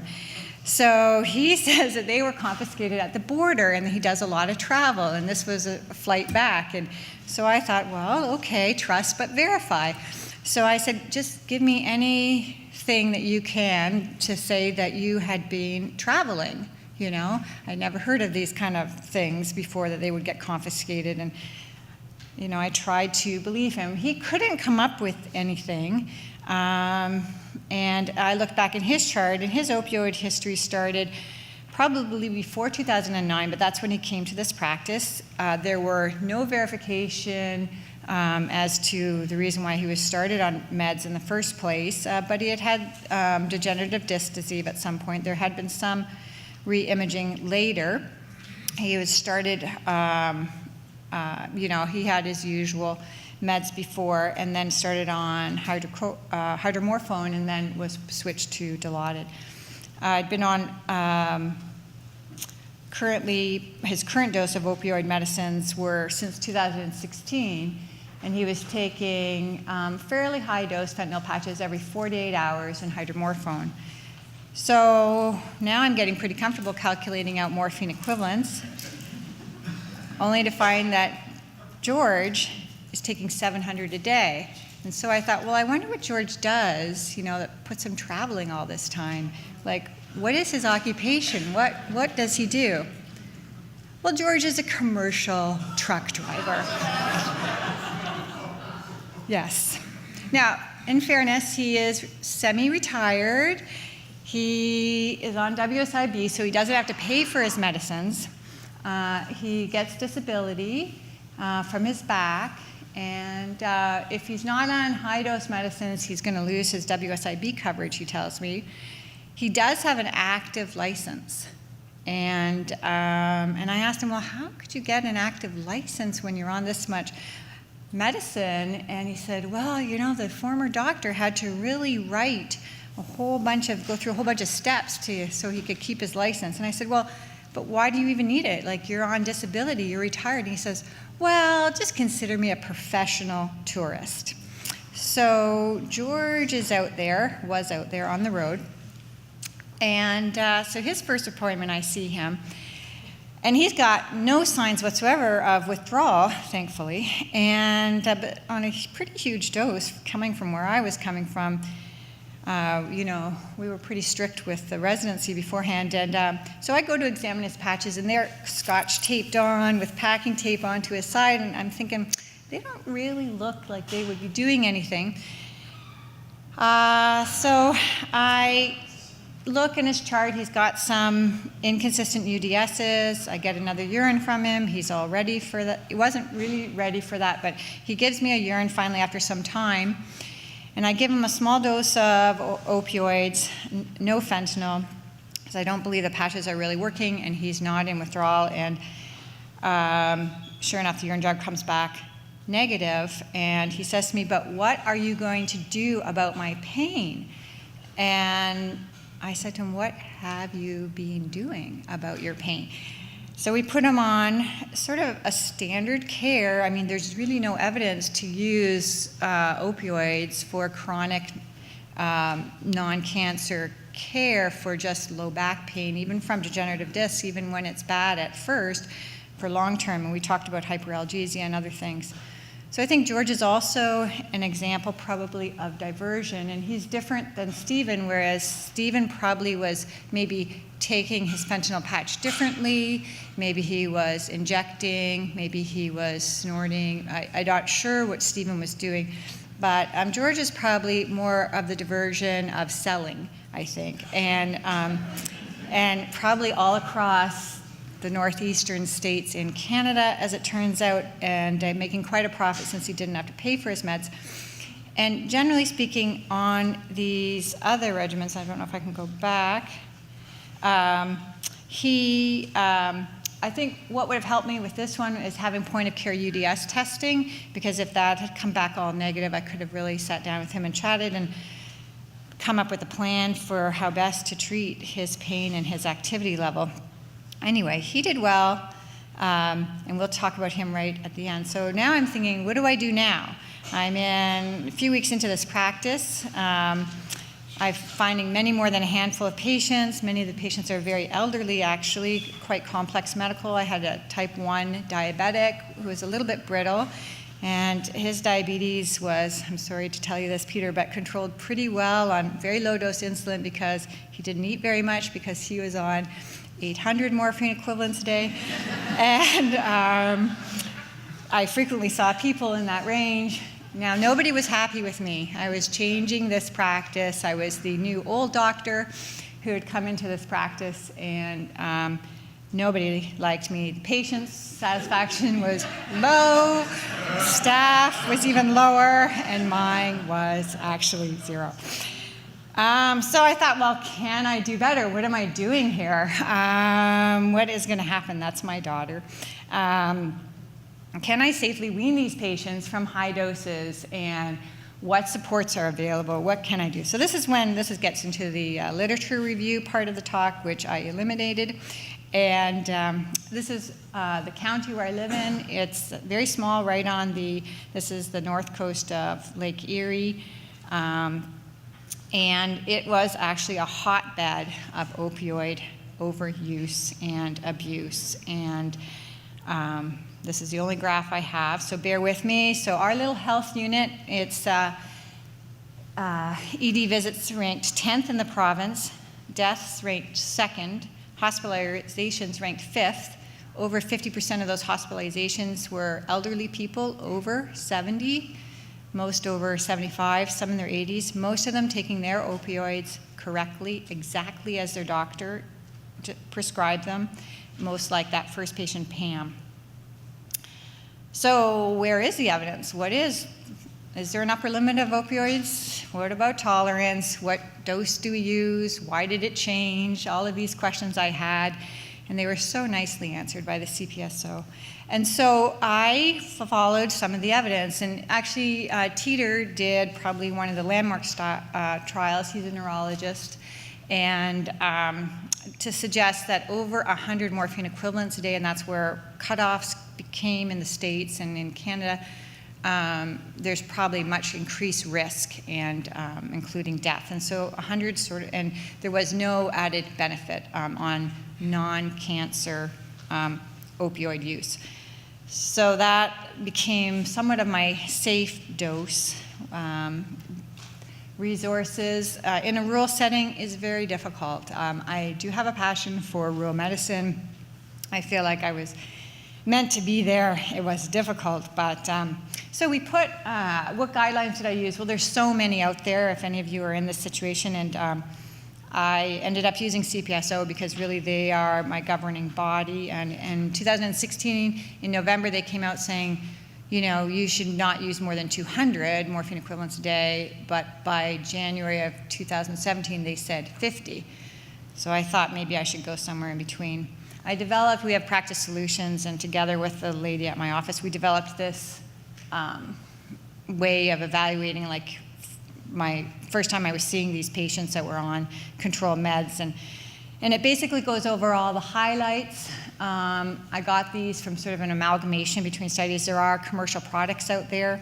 It looks at, what their risk factors are, that sort of thing, time, how much they're taking. This is the working copy, and it really helped with, because a lot of my staff could put those in. Of course, they didn't, but they could have had they been helpful. And so anyway, so the thing is, a typical visit would involve like reviewing the indications, like are they still indicated? I had a lot of patients on fibromyalgia. It was indicated at one time for fibromyalgia. and high doses, and they were on high doses like 1,300. And, you know, I always updated everybody's controlled substance agreement. I really used the opioid risk tool, which is a tool that looks at their risk of becoming addicted or using escalated doses that are really not for pain so much as they become addictive. And this is a very helpful tool because it gives a number. Not that I'm so much of a number cruncher, but it sort of gives you an idea, and I'm sort of using it in reverse now, not putting them on, but thinking about should I be taking them off and how much hyperalgesia is here from the opioids, and I would talk to patients about that. I always used a COWS assessment. If you come into me and you have severe pain, 8 and 9 out of 10, and you're in like subtle withdrawal and you've been taking your meds correctly, there's clearly a problem. If you're coming to my office to this little rural place in the middle of nowhere and you're driving from an hour and a half from Kitchener or Brantford, there's probably a problem. So we would assess their current level of pain, we would do a UDS, we would reevaluate the original reason, and we would look for other current reasons for being on it. We would look for side effects and harm caused by these medicines that were so strongly and heavily promoted, and we were so encouraged to use and given, you know, specialty talks and these sorts of things and supposed evidence. Most of the evidence is based on studies of people for non-cancer pain that were only 4 months long, some were 6, there were very few over 1 year. And so I would talk to patients about this, and I would try to get them to buy in. This is how it would look in my chart, and this is the finished product. Most of them, after discussing all of this, you know, problems that they could be having as side effects, their insomnia was never due to their opioid, neither was their constipation, neither was their memory problem. They certainly would agree to tolerance. They didn't understand how they could possibly have increased pain. And so I found that motivational interviewing for them to decrease their opioids really did not help me, did not work. And what actually worked the best, trying multiple different advice, talking to different people, was just using something scripted. And I used something like, you know, the CPSO recommends now, with new evidence, that, and I used 100, not 50, really would be the best dose for your pain, and there is evidence to suggest over this will cause harm. And we would discuss some of the harms. I tried to individualize everybody.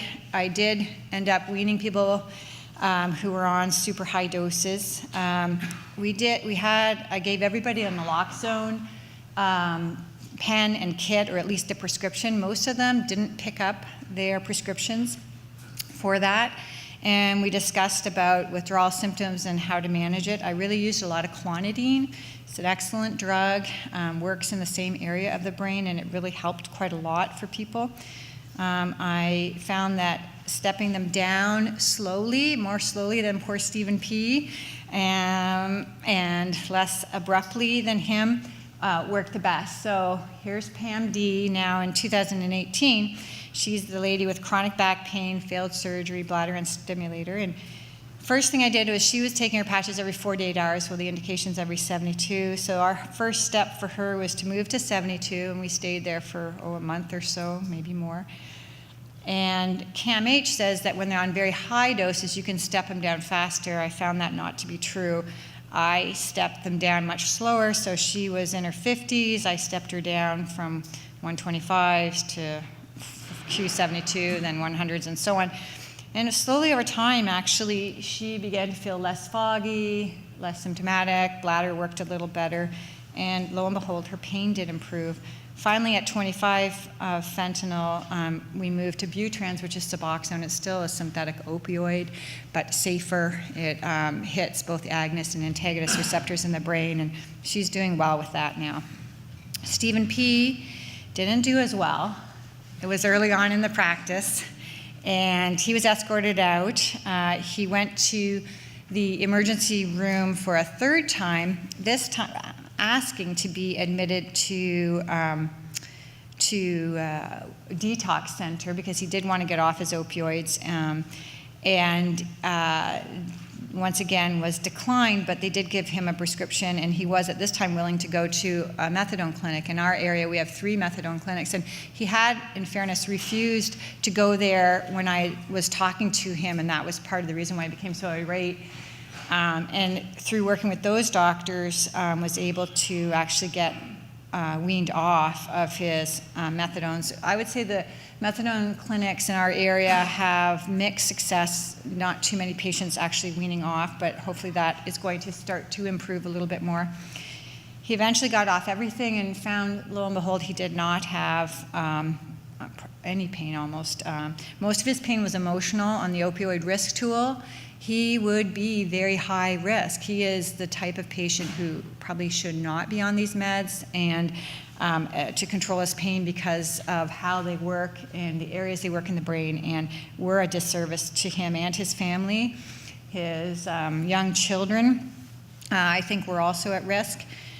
So in 2019, how would I do that now? Well, when he was obviously in withdrawal, I would have just induced him with Suboxone and Clonidine, which we have now in the clinic, and we actually have a pain clinic there. However, I am not in charge of it. I do the maternal child health stuff, and they just consult me sometimes. So George K., how did he do? Well, he was instructed to go, and he was a truck driver on 600 a day, roughly.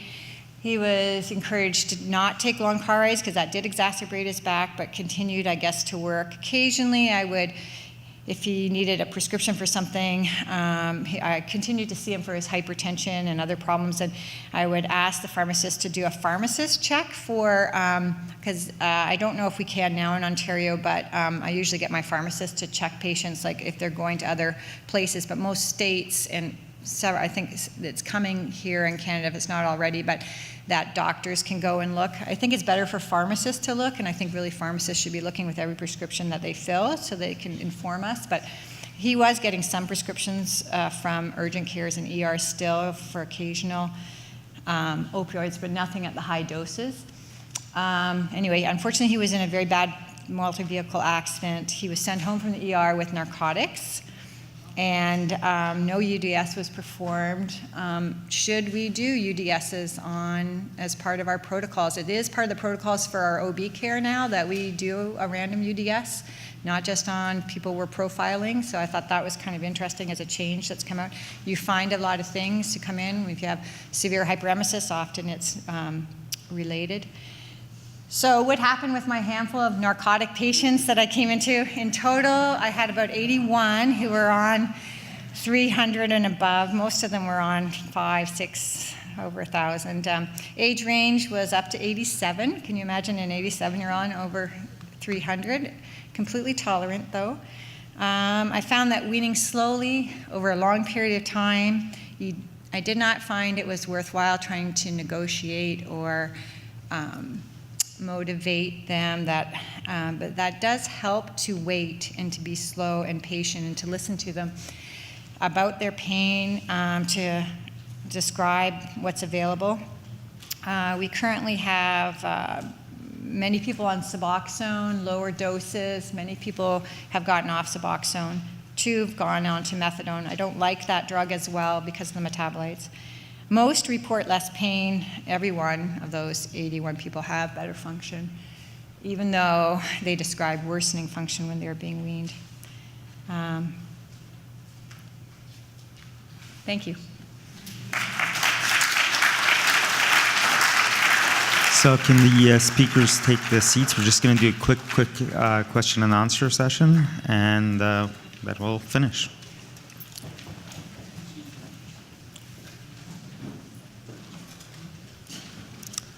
Any questions from anyone?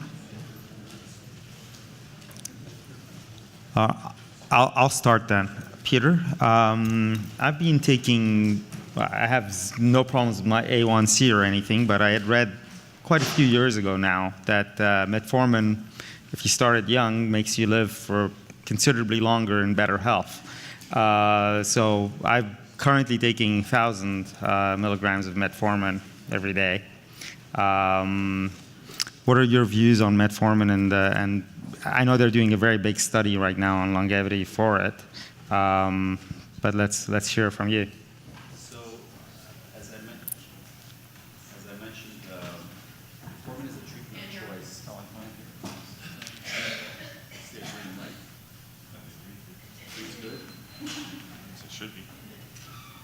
Should be? Go ahead. There we go. Okay.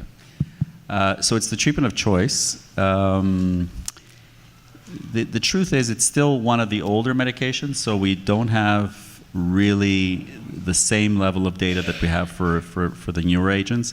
There's a lot of epidemiologic data, and it's almost like you never hear anything bad about metformin. There's probably very little downside. There might be some upside. Probably one of the only negative things, if for somebody who doesn't have any renal issues, is just perhaps a B12 deficiency. So just to check that. It does prevent diabetes, probably in the 25 to 30% range. It controls the weight. And like I said, because it's cheap, it's effective, no hypoglycemia, that's why we have it as the treatment of choice, even though other agents have a lot of evidence-based medicine behind them. And what's the sort of maximum dose? Because some of the doctors who are using it for longevity are doing pretty high doses. I stuck at 1,000, but there's talk about the 3,000. maximum diabetes dose is 2,500. So, but usually you get most of the sugar effect at around just over 1,500. So I have a lot of patients on 850 twice a day. Okay. Would you give it to someone with a normal glycated hemoglobin but family history of diabetes for prevention? So there have been studies with the prevention of diabetes, so it does prevent diabetes. The downside is very minimal, so that it's somebody who's at high risk, somebody who's obese, family history, pre-diabetic. I mean, it would be a good choice, and I mean, you could flip a coin. It all comes down to how much you're going to follow these patients, but it would be a good option. I would say that.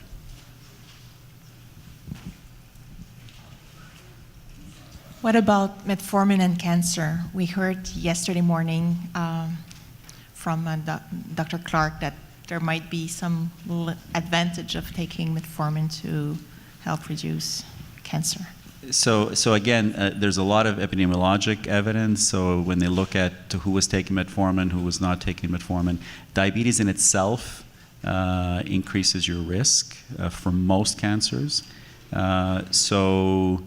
There haven't been really big studies. There have just been some pilot studies. I think it's probably not ready for prime time in the sense that everybody's going to be taking metformin because I'll prevent cancer. But there is some interesting data, but again, I would probably say it's not ready for prime time. And there's something in the back. Ingrid, I just have a question. Was there any, chapter that summarized how the physicians who actually did not do right by you perhaps had insight in the end? For Ingrid. For Ingrid. In other words, was there any reparation enacted, sort of? Is that what you're asking? Even if it was an apology? Short answer, no. And I did actually write, throughout I had planned to write sort of an update but the case kept evolving, and so it was not, but eventually I did send a letter to all the neurologists involved, and I heard back there were 4 of them, really, and I heard back from none of them. Nothing, not a word. Would you ever consider reporting them to the relative state boards or the equivalents of our Well, there CMC? was, I guess I can claim psychological harm. There was I didn't crash the car or drown in the lake. There was the neurologist, I forbid you neurologist. I did actually submit a complaint, and we went through a process, but there was no direct contact between us, just because my feeling was, and I think you need to have an EEG off medications, a normal EEG off medications, in the opinion of a psychiatrist prior to definitively calling something a pseudoseizure, and he obtained neither. Oddly, kind of villain in this, or the physician who looks awful, is this original nephrologist who wrote these appalling emails. He initially was like, "Oh, keep me posted," sarcastically, but I did keep him posted, and I have to say he responded every time I emailed him very appropriately. He did not explicitly apologize, but he was very conciliatory and very appropriate, and I believe that he feels badly about how he behaved. Oh yeah, it's a comment for Ingrid as well. I'm floored by your story. I mean, it's very personal, yet you had some incredible insights. Obviously, you have been able to analyze this from many aspects. To what extent do you think this partly happened because you are a medical professional? Might it have been different if you were just a normal person? Yeah. I resent that question. Yeah, it was, interestingly, people who I know and my friends sort of say, if this happened to you, imagine for, the rest of the world, us normal people, how would it have been?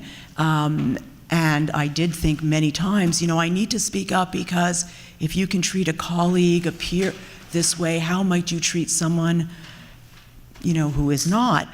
But oddly, I think paradoxically, it was the converse. I think I don't think you would have handed a patient an article about functional signs and symptoms in neurology. Handed a regular, normal patient. I think you would only do that with a physician. I think there was some feeling of liberty to behave in this more appalling way because I was medical.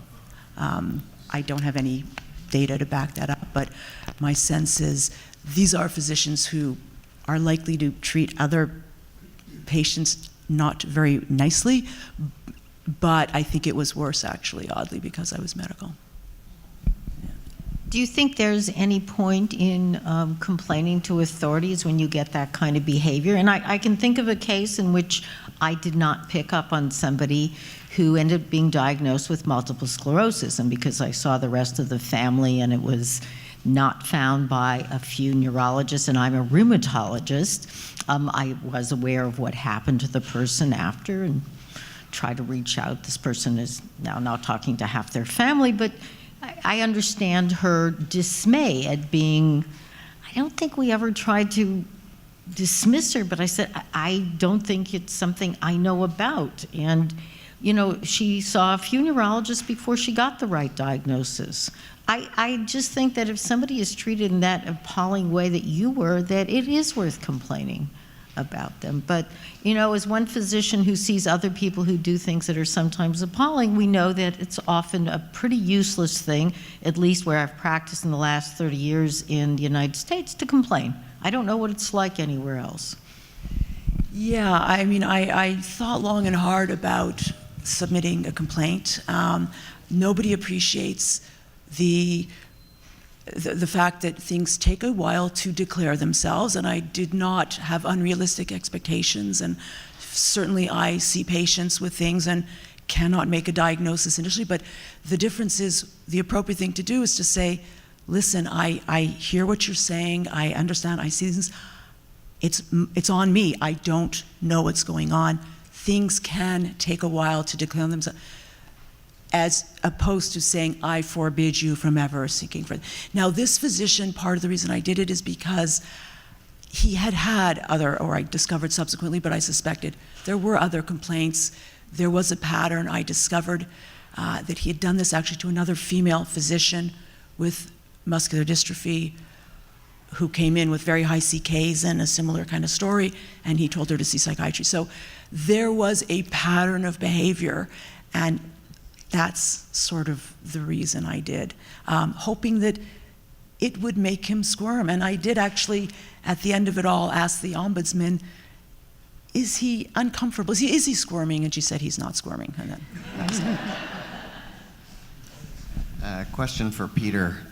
You didn't talk much about, you talked about side effects of hypoglycemia and you talked about hyperglycemia. What about some of the new medications in diabetes? At least one or two of them some of the trials show that there's an increased rate of amputation. And so, considering that many of the patients with peripheral vascular disease, a large percentage of them, almost 30 to 50%, have diabetes.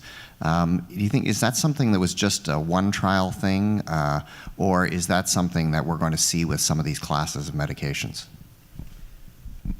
So that was outside of the scope of 20 minutes. But, I mean, we talk about benefit and side effects. What was interesting about that signal, which was not seen in other studies with that same molecule, is the rate of amputations, even in the placebo group, even in other studies with different medications, was very, very high. And when we talked amongst ourselves, we said, who are these patients with so many amputations? We don't see these patients in Canada.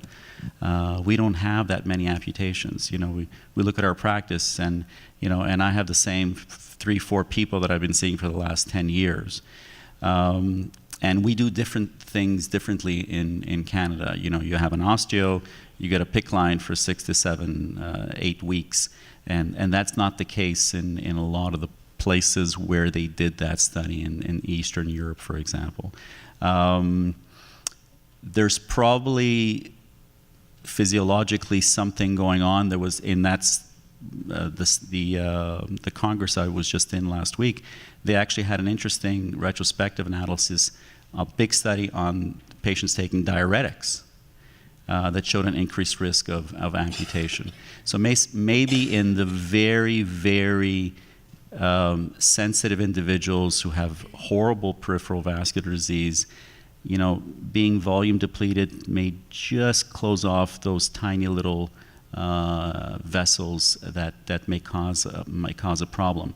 Interestingly, in the same study that showed increased amputation, the patients who had the biggest reduction in cardiovascular events were the peripheral vascular patients. So the worst patients had the best benefit in terms of mortality and cardiovascular events. I think it's just a matter of being prudent. You have an open wound, you have a history of amputation, probably don't give it. For the typical patient walking into your office, that's not that patient. And we're talking about a very minute segment of at least the Canadian population. We have one more question, and then I'm going to remind everybody to finish their surveys, and that there's a dinner tonight for the class of 1993 at 7 p.m. at Auberge Saint-Gabriel. So actually, there's going to be one person with a microphone behind. This is for Ingrid. I really commend you for telling us your story. And instead of complaining, have you ever thought of publishing it?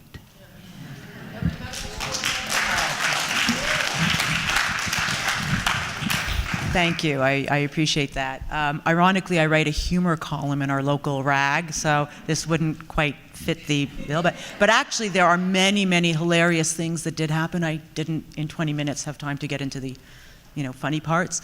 I unfortunately don't really have the energy now to do it. There's just a lot going on, but I'm often asked because I write this column, and it's not out of the realm of possibility, but no immediate plans.